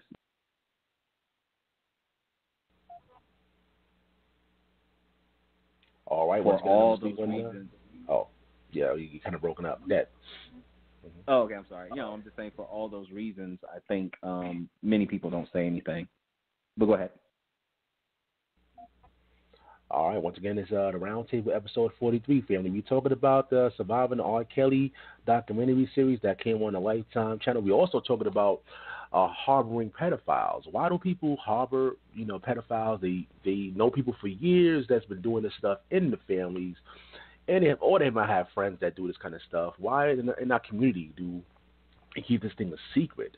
The number is 319-527-6239. And for those listeners out there, if you want to actually speak about your experience, the phone lines are open. So if anybody personally experienced these things, I know it's a hard thing to talk about, but if you want to bring out your testimony, so to speak, you can do so now. The number is 319-527-6239, or you can send me an email at salshowtime77. We're talking about that. So let's go to Sister Danielle. Let's talk about it. Are you there, Sister? Sister Danielle? Yes, I'm here. So one of the things, Can you hear me? Yeah, I got you. You're live. Okay. So some of the things that I kind of wanted to touch on after listening to what some of the other people said on the panel was, silence and isolation are tools used against the young prey, and that makes it difficult to hold the abusers accountable. But the reason why they are able to keep the youth silent and isolated are because of some of the things that have happened in history. Like Sister Reese said, she was talking about the things that have basically happened that wasn't natural in our culture, in ancient times. But since slavery was introduced to our culture, it has been something that has been kind of sort of inbred, and it's not kind of uncommon anymore. But, just to kind of take a look at, just the abuse that dates back to our arrival in slavery in America, there were nonverbal and verbal messages that fostered sexual abuse in the community and encouraged the keep it silent message. Certain things like children were expendable, don't get in grown folks' business. I heard one of the other panelists say that. Also, the burden put on the children to not be another problem. You don't want to add stress to what your parents are already dealing with when you're already seeing them struggling with so many things. Also, the message of what happens in this home is stays in this home. It's nobody else's business. The culture wasn't to talk about sex very often. Children weren't taught that their bodies were their own. A lot of times they were forced to show affection to family members without being asked if they were comfortable with it. They were usually exposed in poor families of living in families where extended family members are living there with them. the women were kind of sort of taught that they were to blame because of how they carried themselves or whatever. Again, the value of purity just was not taught, in my opinion. And so we have done a good job of sweeping it under the rug and hiding it and things like that. But where there's darkness is going to manifest later on in later generations, in my opinion. So just taking a look at just the effects of slavery and just looking at it from a male perspective, and what's happening now is it has not been encouraged, it has not been organic for respect and trust to be between the female and the male, because if you go back to that inbreeding of what was inbred in us back in slavery times, you know, you take a wife that's being taken from her husband, getting taken in there, raped, and giving children to the slave owner, and then giving back to her husband who can't protect her and, you know, is in fear of life or death of his family or himself as well. So it creates a community of issues there that never got dealt with, that, again, like I said, therapy was never introduced. It was never accepted. It was just kind of swept under the rug because it was just something not talked about. It was just something that we just kind of sort of dealt with. Another thing that I kind of wanted to mention is emotional incest. A lot of times we open up and we expose our children to things that they are not ready for, and then they think that they're more mature than they are. And emotional incest, in my opinion, is when a guardian or someone that has influence over a child exposes them to adult issues and things that they're, again, not mentally ready or capable of handling. So I think that just, you know, backing off of what the panelists said and everything like that, there are effects. There are things that happen in generations, and you see it that, yeah, it's you want to hold the parents responsible, but, yeah, you do want to ask, well, why do they allow certain things to happen? So you want to dig deeper. But also touching on the last panelist while I wrap up, in just that the males don't get addressed as often because it does seem like it's a rite of passage. Another thing is we are taught that, or a lot of times it's understood that if you enjoy it and if it feels good, then it's not abuse. And we know that there are nerve senses in certain parts of your body that once you stimulate it, it's going to react. And so our children are not educated on things like this, and they may be ashamed that they enjoy something, and that's a way for the perpetrator to keep them quiet about it because they enjoyed it too. So, you know, yeah, now we're dealing with the PTSD issues and we're dealing with all of that, but we want to get to the resolution now. We want to see, like, how do we address it? How do we fix it? And I think that just brings us to addressing the silence issue and how do we break the message of be quiet. So that's my summing it up. All right. Let's go to Sister Reese. Sister Reese, is this happening more than that's being spoken about in our communities? Do you think this is actually happening a lot more often than what's being said? That's really hard to say. I'm going to talk briefly about the statistic I mentioned earlier about the high levels of abortion going on in our community. And I can only imagine that pedophilia is contributing to that high rate of abortion in the Black community. And that's just my speculation, but this is another epidemic which is not rooted in our history, our prehistoric history, our cultural history, and our DNA. We are not just inclined to voluntarily take life and to destroy life. And so I would assume that because of the system that is created to sustain pedophilia, I think there are several things that are going into the system and also several things that are coming out. There are different key players or stakeholders who are maintaining the system that enables pedophilia, and then you also have the things that come out as the manifestation on the other end or the output of that system.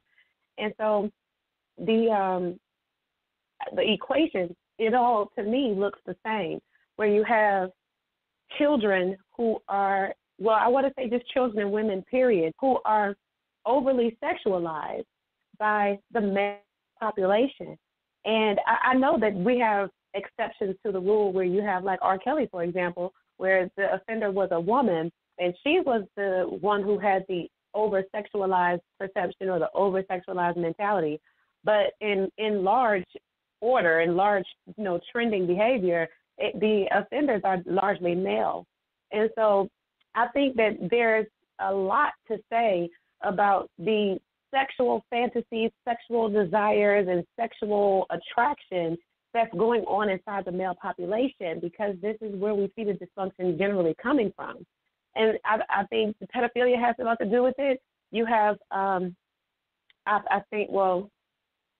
do think that pedophilia has a large contribution to the silence of sexual abuse. And I think that rape, of course, when you have a person that graduates from being a minor over into being an adult, it goes from pedophilia or molestation over to being simply rape, but it's still under the same category of sexual abuse, trending as, male offenders. And so there's just a correlation there that we have to pay attention to, especially because this is how we need to focus our attention on healing our men. We have to heal our men, because this is where these perversions are manifesting and coming out as a result of social conditioning. So it could be happening for a number of reasons. It could be happening more than we think or less than we think, whether it be pedophilia or other types of abuse, but it's still being perpetuated in a very specific way and by a very specific set of people. So we just have to, in my opinion, focus on those areas so that we can isolate them and then begin to perform like a root analysis where we're starting to say, I need to map out the algorithm. I need to map out the process, the pathology of what is happening in this trend, what is happening in the system. How is it beginning? How is it being maintained? And then how is it manifest? All of that, all of those components up piece by piece until we either dismantle the system or, restructure how it works so that it doesn't operate anymore. I don't know if that's even possible for us to affect so much change that we're, throwing culture into a whole nother tailspin of how are we handling pedophilia, how are we handling rape, how are we handling sexual abuse, period. So, there are quite a few things I think that are going into this whole happening of sexual abuse in the community. All right, once again, that's Sister Reese right there, Debate Talk Free Radio. The number is 319-527-6239. We only have like about 25 minutes left on the air, family. What I'm going to do, I'm going to go to Marielle and I'm going to go to Mikael. And after that, everybody on the panel, I want you to think about something that, in regards to this particular topic, that you want to bring out. So when I go back around the round table, whatever, questions I didn't bring out or whatever that you want to put out as far as comments are concerned in regards to this particular topic, think about that thought, because when we go back around, I'm going to go back and get your individual thoughts on this matter and bring out some things that we didn't discuss. But let's go to Marielle. Okay, Marielle. Okay. A lot of great points. Actually, just about everybody sucked out, everything around my brain that I was actually going to bring up. But one thing I do want to say about like why a lot of that being kept from the families, or a lot of the turning to like family secrets or whatsoever, is due to embarrassment. A lot of people, or a lot of victims, are embarrassed about what's happening. Like, when it gets out, your dad did this to you, or your brother did this to you, or your sister did this to you. It kind of does leave like the whole idea of being, with the whole embarrassment feeling or whatsoever, as well as, I also say that it's due to fear. Also wanted to bring out that what Reese said about it being systematic. Like if we look at society these days, it's highly, highly sexualized. So the whole idea of, I want to try this, or maybe I'll feel grown, or maybe I'll, feel more mature if I did this. And then, you know, a lot of people play the manipulative game with that as far as like, yeah, you can, I'll make you into a woman. You want to be a woman. And a lot of, you know, young people these days wants to have that whole idea of feeling older, mature, you know, want to be like the grown up and everything like that, that they see like this is also a way to do it. Also, you know, just like they probably won't say nothing because some of them feel that this probably is the right thing to do. It goes back to the manipulative factor. Like I see a lot of people who prey onto younger people or whatsoever. They see how easy their mind can be manipulated. So they'll say like, oh no, this is okay, or this is right. Oh, I can touch you there, or I can touch you there. Like, you know, they ain't gonna care about it. They ain't gonna care about it. I believe that's kind of what was going on, even with, you know, R. Kelly and his siblings or whatsoever, as well as with the Predator. You know, like, you know, you don't have to be 30 years old to be considered a predator. Like his sister could have been very well just like around, like probably 5 years older. But being exposed to so much sexuality that, you know, or, you know, and the society doesn't help at all. It comes onto the TV, comes onto radio, comes onto, you know, different media platforms where they're exposed to this, and they were like, oh, I want to do this, I want to try this. Who can I do this for? I know I'm not going to get nobody who's my age, so I'm going to go with somebody who's younger.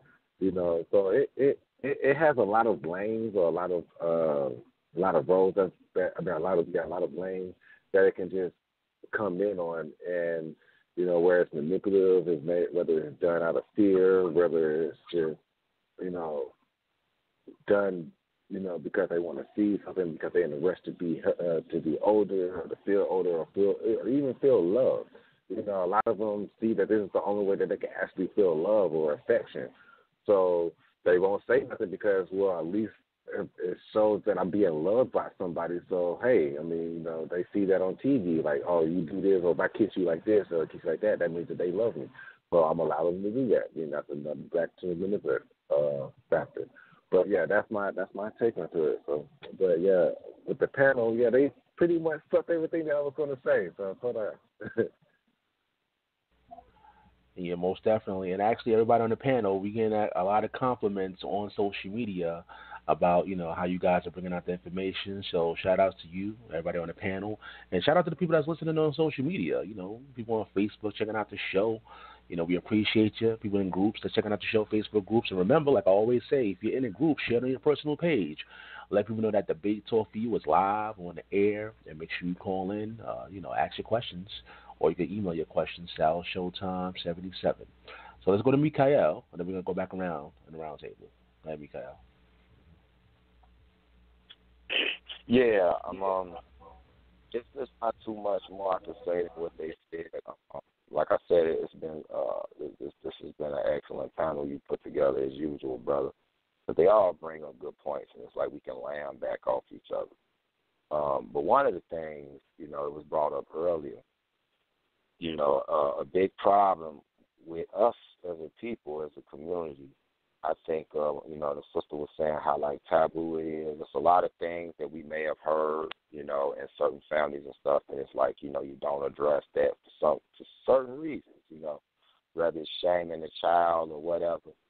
But it's like we got this condition. So, like, I know I'm 100% Negro because when I say that, I mean it on like a spiritual level because I suffer from it. You know, it's kind of silly, but just to make my point, I've been battling with an infection in a wound for the last almost 3 weeks. And I did everything, took all the little herbs and, you know, and teas and chewing grass and everything because I don't want to go to the hospital. And this is like a condition we have overall as the people. We think if we ignore something, it's going to go away. You know what I'm saying? It's like normally, you know, a situation like that, I just pray, get anointed, take some herbs, and I heal up. But this time, you know, I prayed, took the herbs, and it's not that the prayer don't work. It's like God, like, dummy, go to the hospital. You know what I mean? And that's how we have to look at things realistically. You know what I'm saying? It's like if you don't watch your children and really watch them Like, how would you know if they've even been traumatized in some type of way if you really don't pay them attention? Somebody was kind of alluding to that earlier, and I agree with that. It's like, little Timmy, you know what I'm saying, acting strange because somebody had brought up that term, hurt people, and that's absolutely true. You know what I'm saying? It's like, we like to say little things like he just bad or she just bad. And it's like, but sweetheart, little Timmy just put a whole cat in the microwave and put butt on. That ain't bad. That's a problem. For 10 years from now, somebody like that is gonna do what? He gonna have some extra lumps in his backyard, and them ain't gonna be no regular garden. You see what I'm saying? And I'm honestly not trying to be funny. A lot of these people out here you see that's crazy, or they perverts, or they pedophiles and pederasts and rapists and all this type of stuff, something was done to them when they was younger. And this is their way, this is the only way they know to lash out.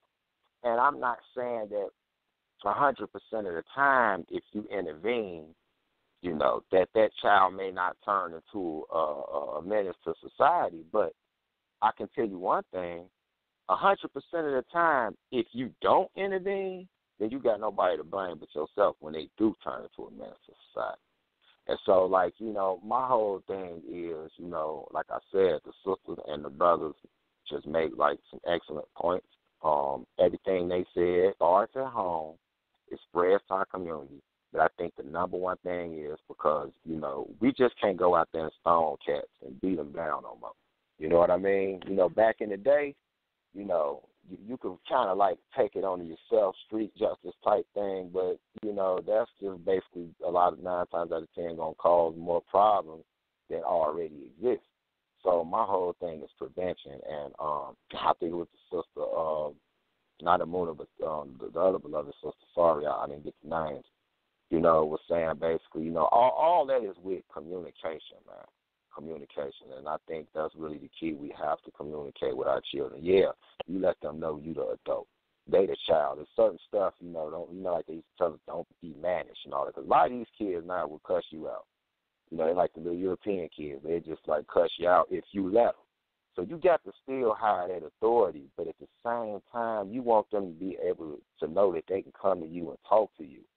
You know what I'm saying? Because if they scared to talk to you, you best believe they're going to talk to somebody, and they're going to go around and mess around and talk to the wrong person, and they might feed that evil spirit. And so, yeah, man, I think the number one thing we need to do is communication. So I'll let the next person go.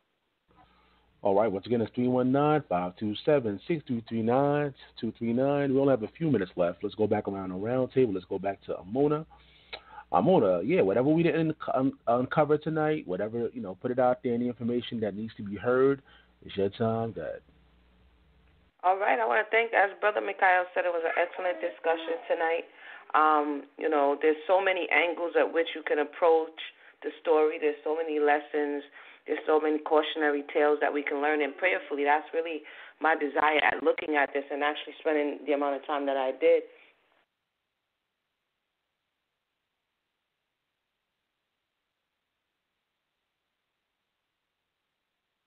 Can point the finger out there and say that's what's happening over there, but that's not happening over here.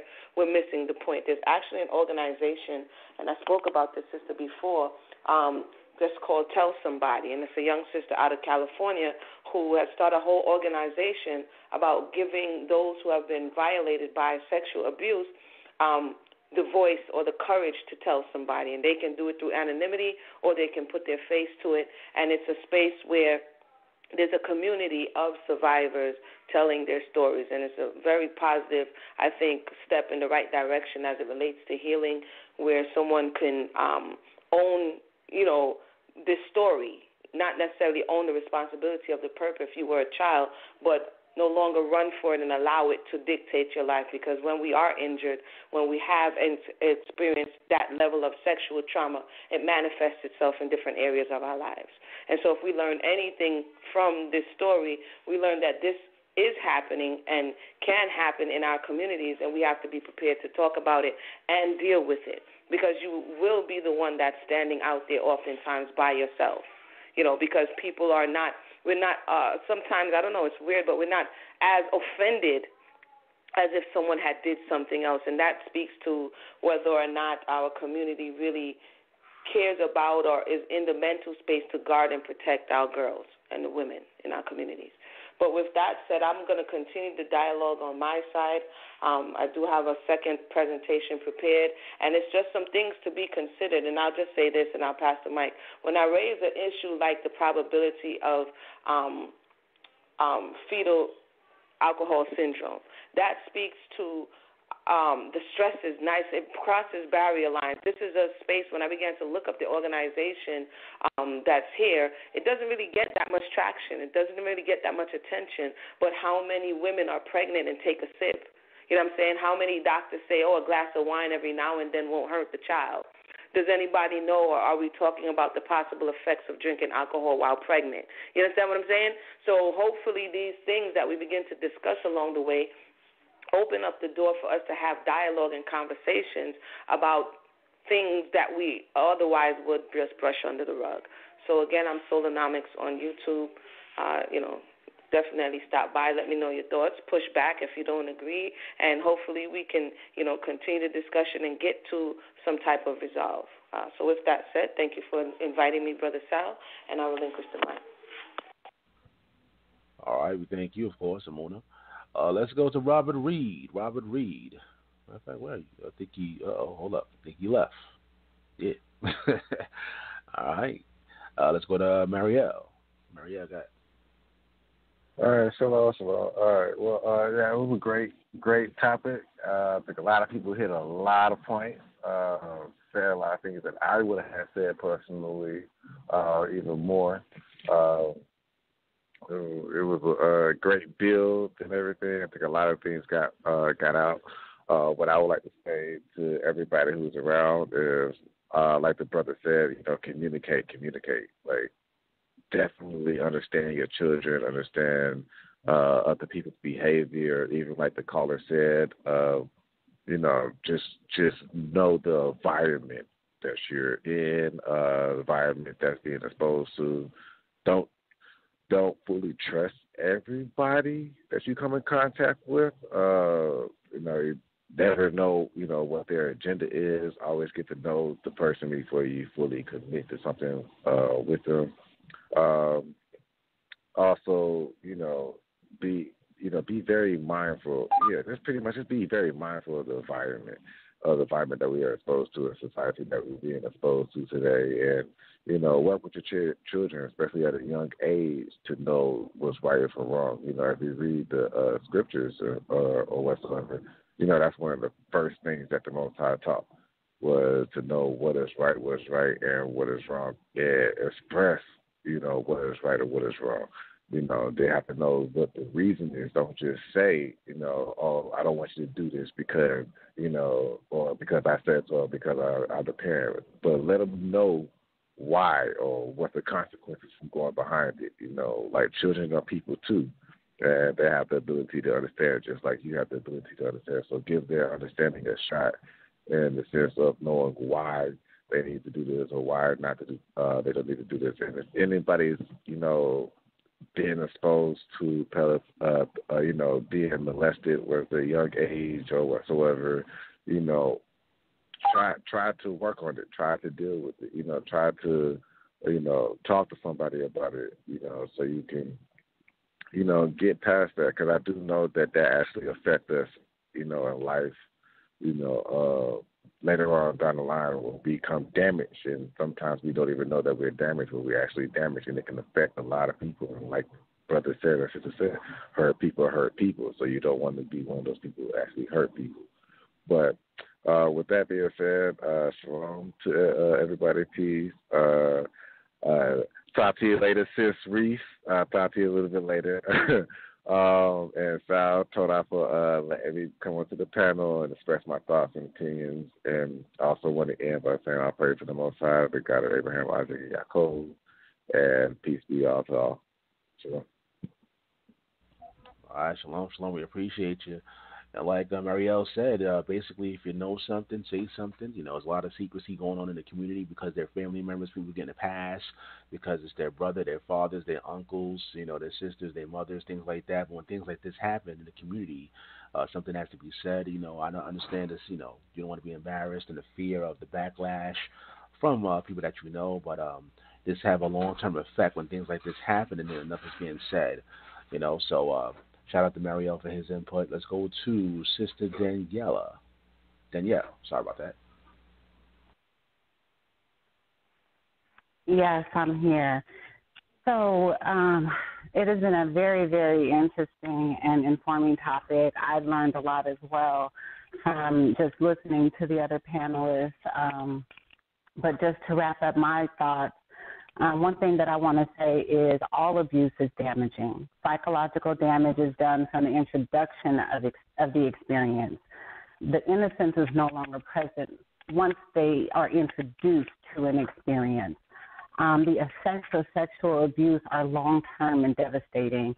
Depression, anxiety, post-traumatic stress disorder, alcoholism, low self-esteem, all those things lead to addictions of all sorts, promiscuity, prostitution, the acceptance of more physical abuse, and lack of respect for themselves, their children. It affects the community.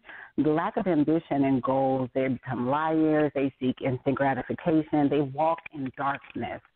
And those are some of the things that we see as the effects of abuse and the negligence that they've endured as children.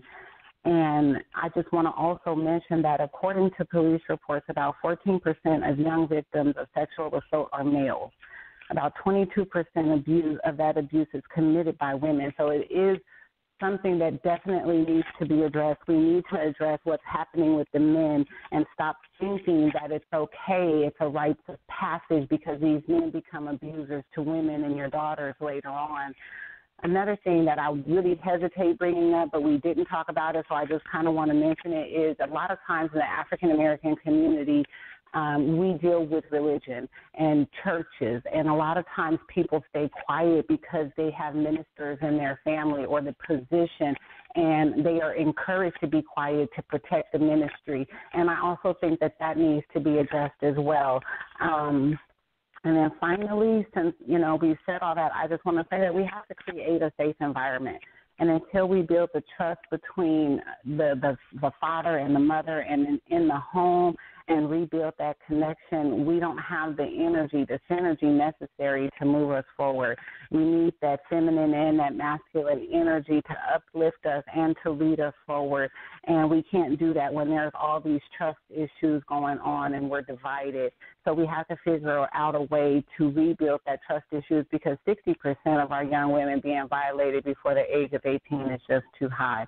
So I would just say break the silence. If there's a secret in your family and nobody has been willing to support you in your silence, seek me out. I am on D&D Live on Facebook. You can inbox me there. I'm more than willing to help you, support you. I have an organization as well. Next time I will be more prepared in providing that to Sal. But I do appreciate the privilege of being on the panel tonight. So thank you to everybody, and shalom. Yeah, sister, I appreciate you coming on the panel. Definitely, we're going to hear from you again and bring you back on. A lot of great input you brought to the panel as well as everybody. Like I said, we're getting people on social media saying excellent show. They appreciate the content brought out by everyone that was on the panel. And, of course, we're going to do more discussions like this on Debate Talk Free Radio. Let's go to Sister Reese, final words, and also, anything that wasn't brought out, you can bring it out now. Okay.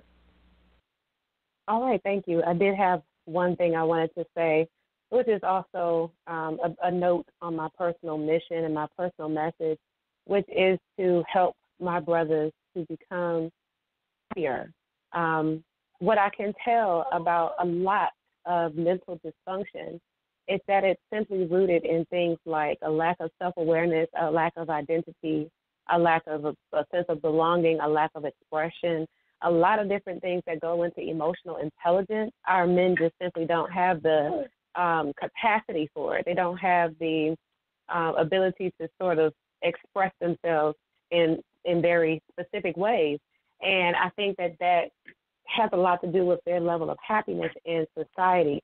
Of course, we know that also comes from social conditioning, but I do think that our men need to become more vocal about how they feel. I know that men are groomed from the age of, from being a young boy on up into manhood, that you being expressive in your emotions is not something that is, tolerable. It's not something that's expected. It's kind of shunned upon for a man or a young boy to express himself.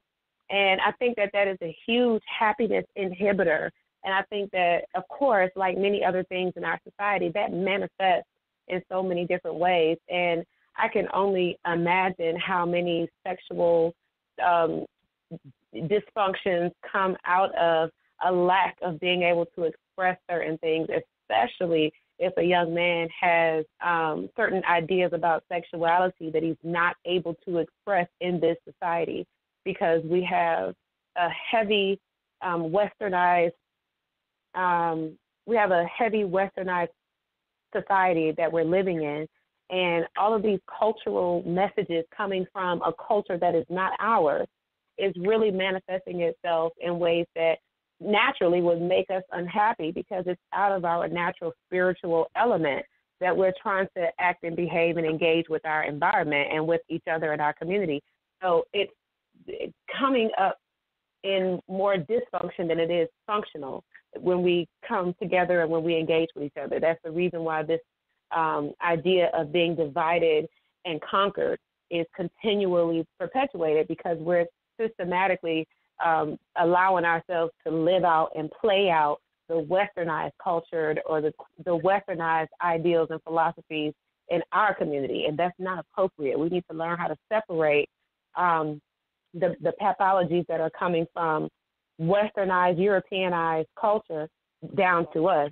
A man feeling the need to force himself sexually onto another person who is more than likely going to be less powerful than he is, especially physically and mentally, that has very serious implications in the ego and, just levels of consciousness where a man is not able to see himself as anything but this sexual identity that is given to him by his society. And we already know that Black people, period, are over-sexualized by Caucasians.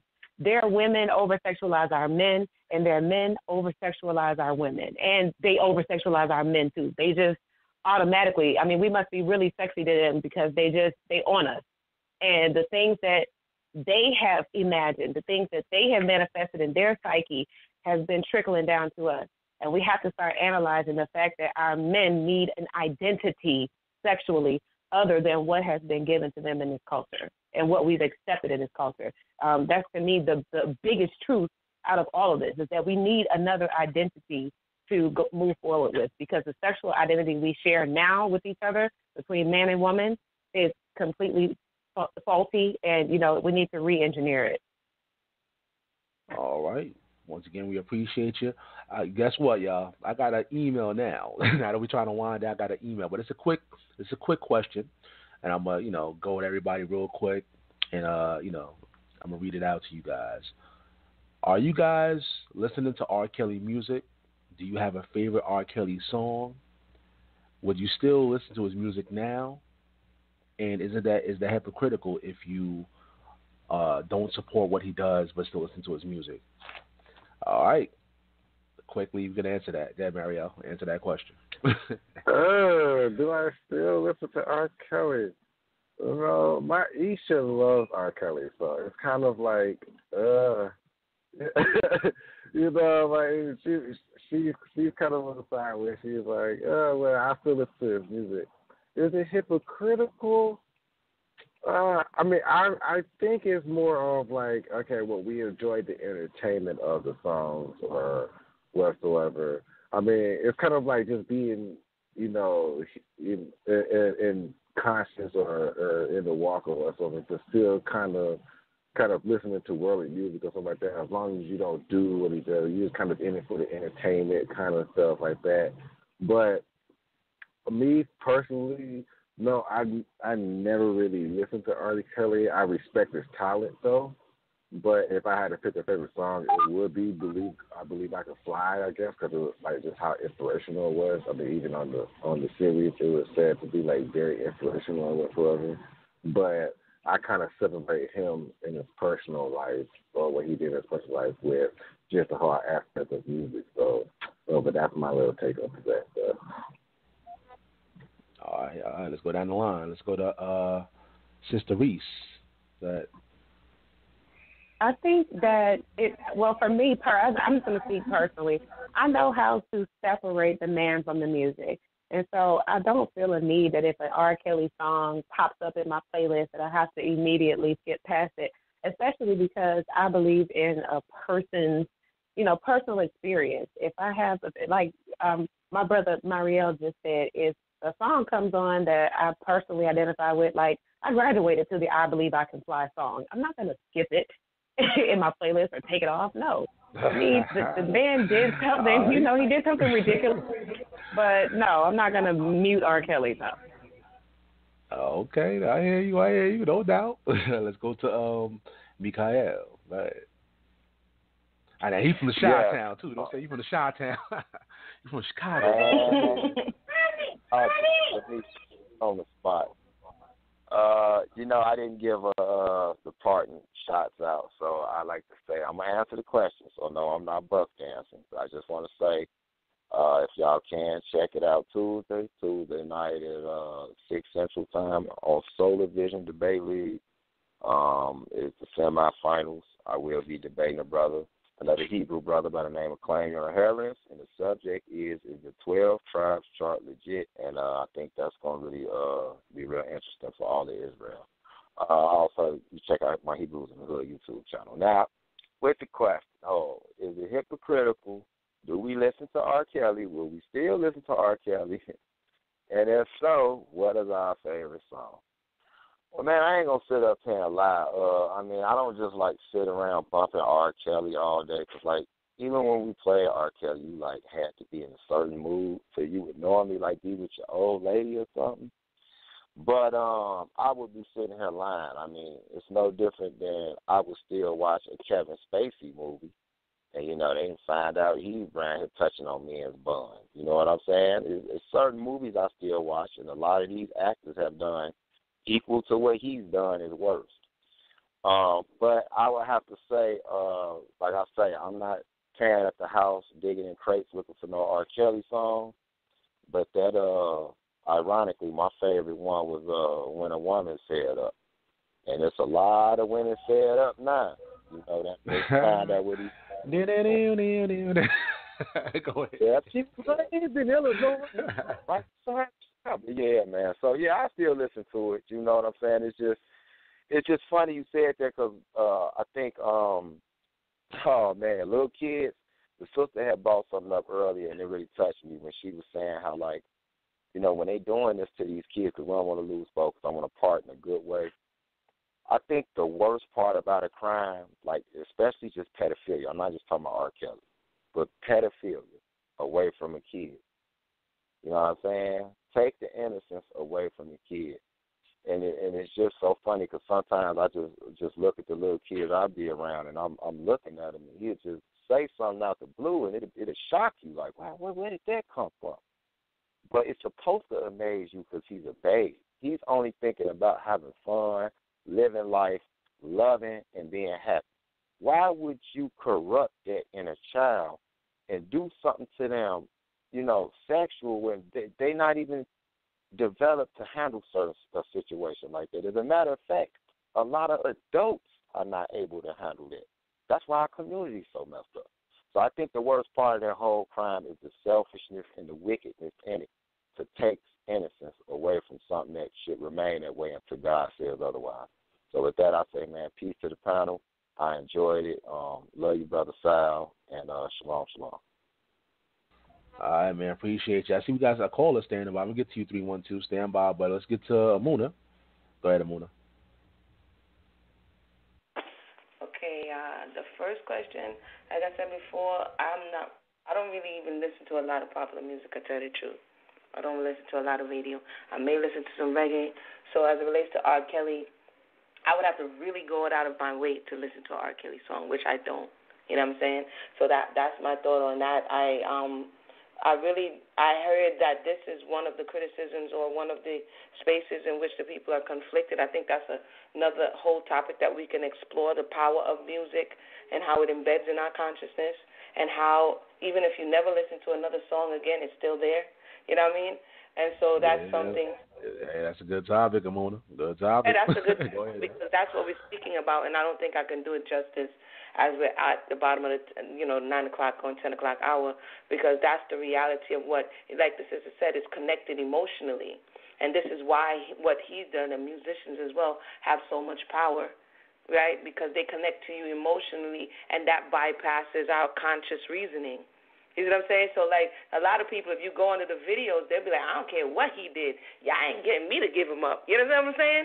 And then you have to explore that thought to say, well, what is that? And how do we really address it? And is this playing into what we're experiencing now? So I know I posed, well, is it hypocritical? I think we should come back and have that discussion. But everybody have a blessed night. There we go. Good topic. No, to be continued. I ain't gonna lie, y'all. I'm gonna let y'all know I was a big R. Kelly fan. I got his albums and all kind of stuff. So, yeah, when I heard this stuff that came out, I mean, I'm like, wow. It was I mean, I don't listen to secular music like that anymore. I was like, wow, R. Kelly did this stuff. So it was kind of like, heartbreaking because, again, I was a R. Kelly fan, But, let's go to get this call, 312-885, you're live. Grace and shalom. Like to say, first of all, thanks to the Most High for allowing you to let me get on here after I forgot to get back with you. Brother Sal, this is R.K. Fingers, man. Hey, what's going on, my brother? What's happening, man? How you doing, man? How you doing? Yeah, man. Like I've been saying, man, ever since I became a single father, man, I've been so busy, and I don't be getting back to people. So I do want to apologize for that. I took a nap when I got home from work. I looked up and I saw Brother Mikael was on. I was like, oh, that's the night. So I haven't listened to everybody's stuff, but I would like to give another point of view when it comes to this whole thing, when it comes to Rob. First of all, I knew Rob when he first started because me and him were both signed to the same label and the same publishing company, right? And that's when he was with Public Announcement. What I noticed when I was deeply into the music industry is that egos get big the more money and the more power you get. And that's what I noticed about my brother and a couple other brothers that's big too right now. Now, what he did in the past, and the reason I'm bringing this up is because what he did in the past, the Lord tells us to give us mercy if we want to give mercy too, right? So the way I look at it is that the brother did what he did in the past and was exposed then, but my question has been, and I didn't watch the documentary on purpose, all right, just because, like I said, I knew him at one time. And so my thing is, has he continued to do that ever since then? There hasn't really been any evidence that, and I'm talking about with pedophilia, all right? We do know that he's had women over the age of 18 and all of that stuff. Now, again, I want people to understand I'm not defending R. Kelly, but I just want to throw this out here for people to understand. When you've been in the business for so long and you gather so much money and you get ready to buy your own publishing back, the smear campaign comes. And to me personally, that's what I think is going on right now. Because, again, I don't know if he had a sex ring going on. I don't know if he had underage girls. But what I've seen, and we've all seen it over and over and over again, when it comes to Israelites industry. Because the first thing that happens, and I've went through these trials myself, the first thing that happens is they try to cater to whatever your sin is, your preference sin. Remember, Satan runs everything. And they try, once they find it, They continue to let you do it, but as long as you're making them money, you get away with these things. All right? This is why back in the day when these things came up, the trial said he was not guilty. But see, now that the brother and his other brothers too, y'all keep your eyes on Chris Brown. Now that that Israelites are realizing all the money is in the publishing and they're trying to get it, the smear campaign comes. They all of the old sins that you did gets brought up, and the Lord even said that in Amos. What is that? Amos 3. I'm gonna get you 7 times more for your. No, that's Leviticus. I'm gonna get you 7 times more for your sins. So what I've always been doing ever since I've gotten out of the music industry is try to have campaigns of showing what you're going to get into, what's going to happen if you get in there. Are you willing to do that? Because if you are, you're going to pay the price now, later, or even when the Lord comes, you're going to pay that price. So personally, I think what's going on right now is a smear campaign. So I just wanted to throw that out there on the table as well, because we've seen it with Bill Cosby. We saw it with Prince. I don't think they could get good things on Prince, so we saw what happened to him. Same thing with Michael Jackson. It's going on with this cat. People were suspecting that Whitney Houston was trying to get her publishing too. That's why her and her daughter were killed. And now we're seeing it with him, with R.KELLY, and now Chris Brown and Kanye. Both of them are trying to get their publishing. What we need to do is also pray for these brothers, for them to be safe and repent from whatever sins they have done, because our so-called enemies are trying to make sure that they're destroyed so they do not get the money that they're supposed to get. So that's all I wanted to say, man. I just wanted to throw that out there, man. Like I said, I'm not defending the cat. Yeah. But it's another angle everybody needs to look at. There you go. I hear you, man. It's good to put that. It's important to put that other angle out there, and we definitely got to bring you on the show, my brother. I know you're a busy man, so we can speak on more on these type of things. But, interesting angle that you brought forth. And, of course, I appreciate you. I'm going to let the people, special guests chime in on that real quickly, too. You winding down, but let everybody, if they want to respond, they could. Sister Reach, want to respond to that? I'm sorry? You said what? Oh, yeah. Anything that you heard that you want to respond to, or you want to just move forward? It's okay. Oh, the smear campaign. I'm sorry. I was listening. I had a brain fart real quick. I'm sorry. That's okay. So I understand that there is a certain level of, the powers that be that come into play with a lot of celebrities having behind-the-scenes transactions that affect what happens in the public eye. Say, just for the sake of saying it, that it would not have been a campaign to even smear if he had not taken part in these things. And so I get that this may be happening and we may be all becoming aware of it because of some behind-the-scenes things, and they probably would have kept it silent if he had not been trying to move forward with his plans. But I still think there's a lot to be said, the fact that he still had enough evidence to come to light and all these things to be said, even in the smear campaign, to get the public against him so that he wouldn't be able to move forward with his plans. But I also want to just say quickly that as far as the whole mute R.KELLY, people calling to mute his music, problematic for me because Trey Songz specifically, he sings about rape like he's singing about the love of his life. He sings very rapey music.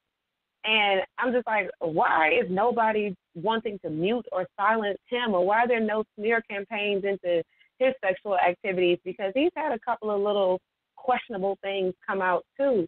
So I definitely can understand this angle of a smear campaign, because you do have other situations that are just as applicable as what R. Kelly has done or is doing or has, whatever evidence he has. I'm pretty sure there are people all throughout Hollywood who could be just as easily brought up on the same charges in the public eye, but we don't see that happening because they're not trying to buy their publishing.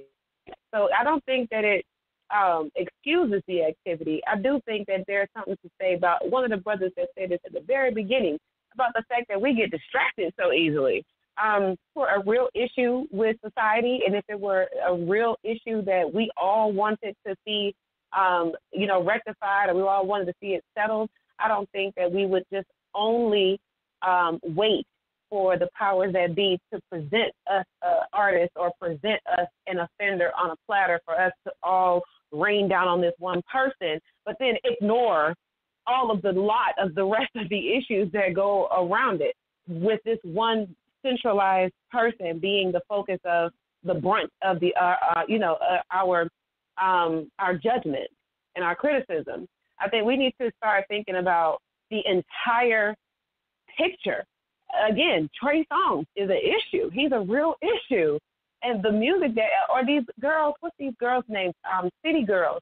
To me, they promote sexual misbehavior in young girls. And they, to me, will continuously add into this system that I'm referencing about maintaining these systems for pedophilia to exist. So, I mean, yeah, it could be a smear campaign, but at the same time, we still have to look at everything that goes into the topic itself. And then, just because it's a smear campaign doesn't mean we don't still have work to do outside of that. This is Therese. Let's go to Emunah, and we're going to pretty much wrap up. Let's go to Emunah. Go ahead. Oh, boy, like I said before, that's a whole nother topic. Brother Sal, go ahead and schedule it in. It's a whole nother topic. I'm not going to hold everybody up. Definitely something to be considered. These topics are so expansive because there's so much.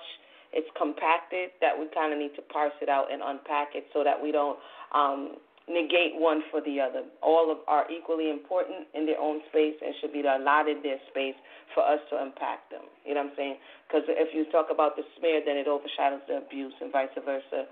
If you talk about, you see what I'm saying? So they all need their rightful spaces to be discussed and explored, in my estimation. But with that said, I want to thank everybody for tuning in, and I'll give it back to you, Brother Sal.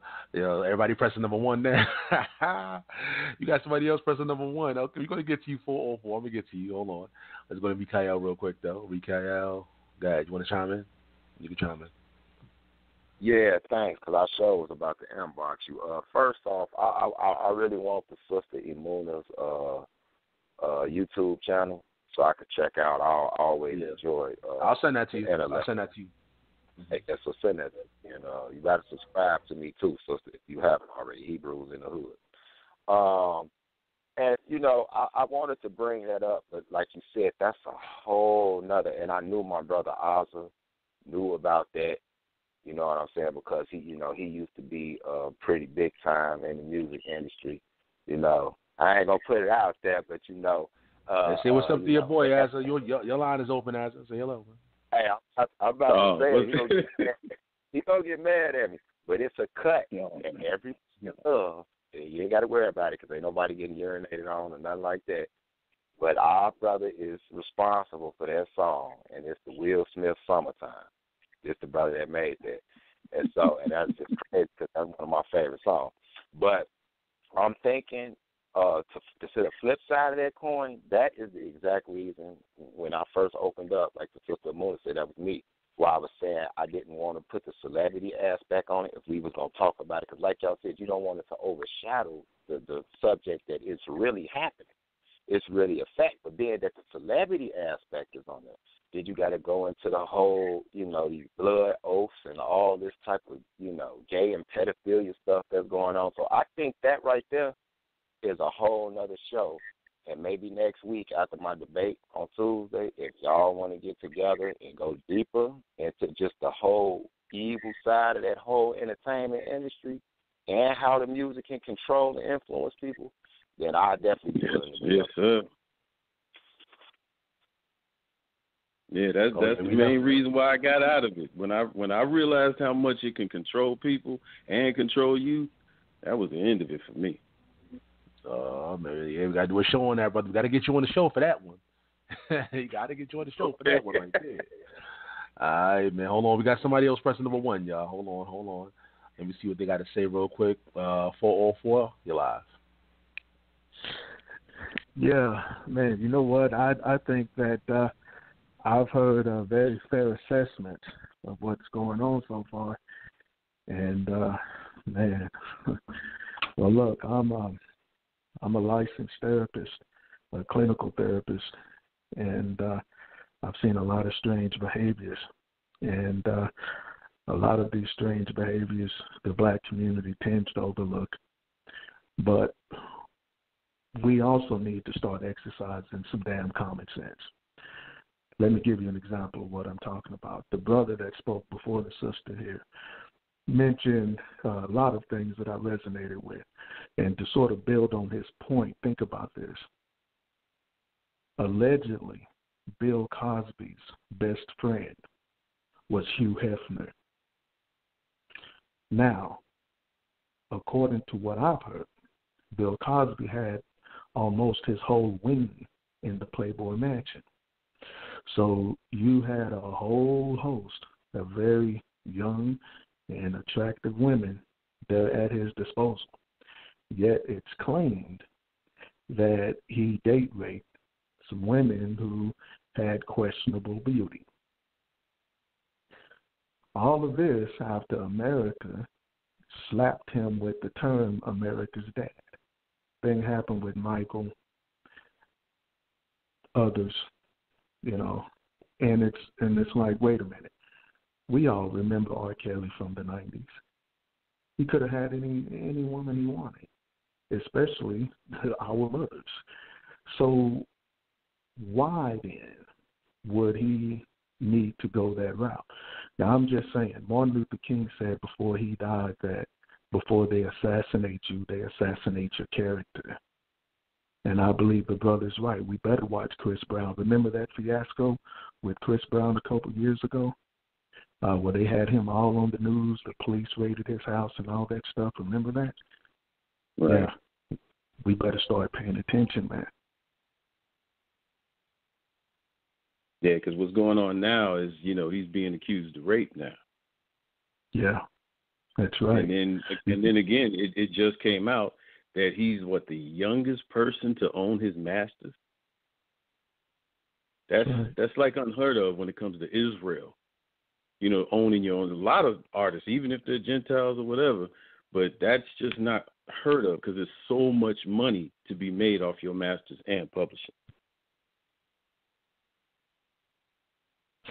That's right. And, you know, look, we don't even have to get into the metaphysical aspects of this, quote, conspiracy. I mean, all we have to do is just look at the people that they promote. I mean, come on, the President of the United States was quoted as saying, grab them by the you-know-what. Mm-hmm. And look at the name Hugh Hefner made for himself and others. I'm just saying, at some point, we got to start calling a spade a spade. And for real, now to the sister's point, when you think about the whole cheerleading industry, and a lot of mothers think this is cute, and this kills me. Why on God's green earth would you allow your daughter, why would you hand over your subconscious mind, the subconscious mind of your daughters, to a whole industry that's hell-bent on the rape culture? Why would you do that? I mean, little girls as young as 5, 6 years old, skimpy skirts, jumping up, splitting their legs in the air. I mean, damn, if you took a bloody corpse to the ocean and threw it out, you'd be surprised if sharks didn't come now, would you? You know? So what's the difference as far as I'm concerned? I mean, look, I have 3 little girls, and you got to understand, I know that if something happened, I'm ready to go to jail, and it's going to be damn hard to catch me for them. You see what I'm saying? So some of us don't play that shit. But you got to understand, too, man. Keep it clean, bro. Keep it clean, though. Yeah, you're right. My bad. I mean, I know that kind of gets me worked up because there's always this double standard. We talk about really protect the children. And I'm going to close with this. There's an old saying. An old man told me this a long time ago. And it's creepy sounding, but it's fair. Like we say in the South, it's hard, but it's fair. What he said was this. Control your subconscious mind or someone else will. It's just that simple, right? So you're giving your children's subconscious mind over to the same pedophiles that are handing over R.KELLY to people like you. They did the same thing with so-called America's Dad and other folks that a lot of people looked up to.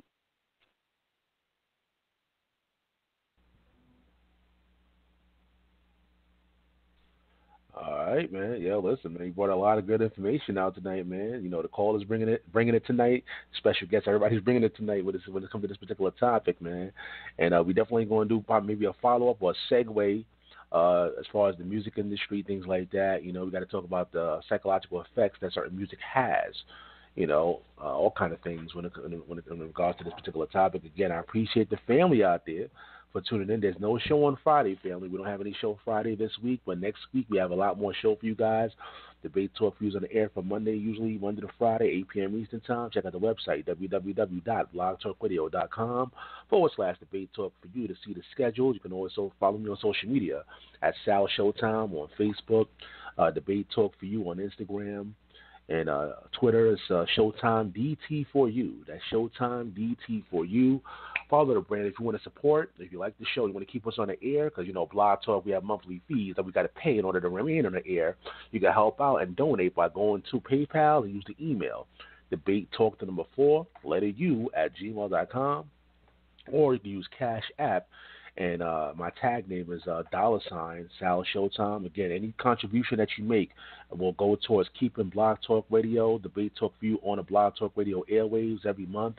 So we appreciate the family that's been donating to the program and keeping us on the air. We appreciate your family. We're going to see you next week. Take care, and God bless.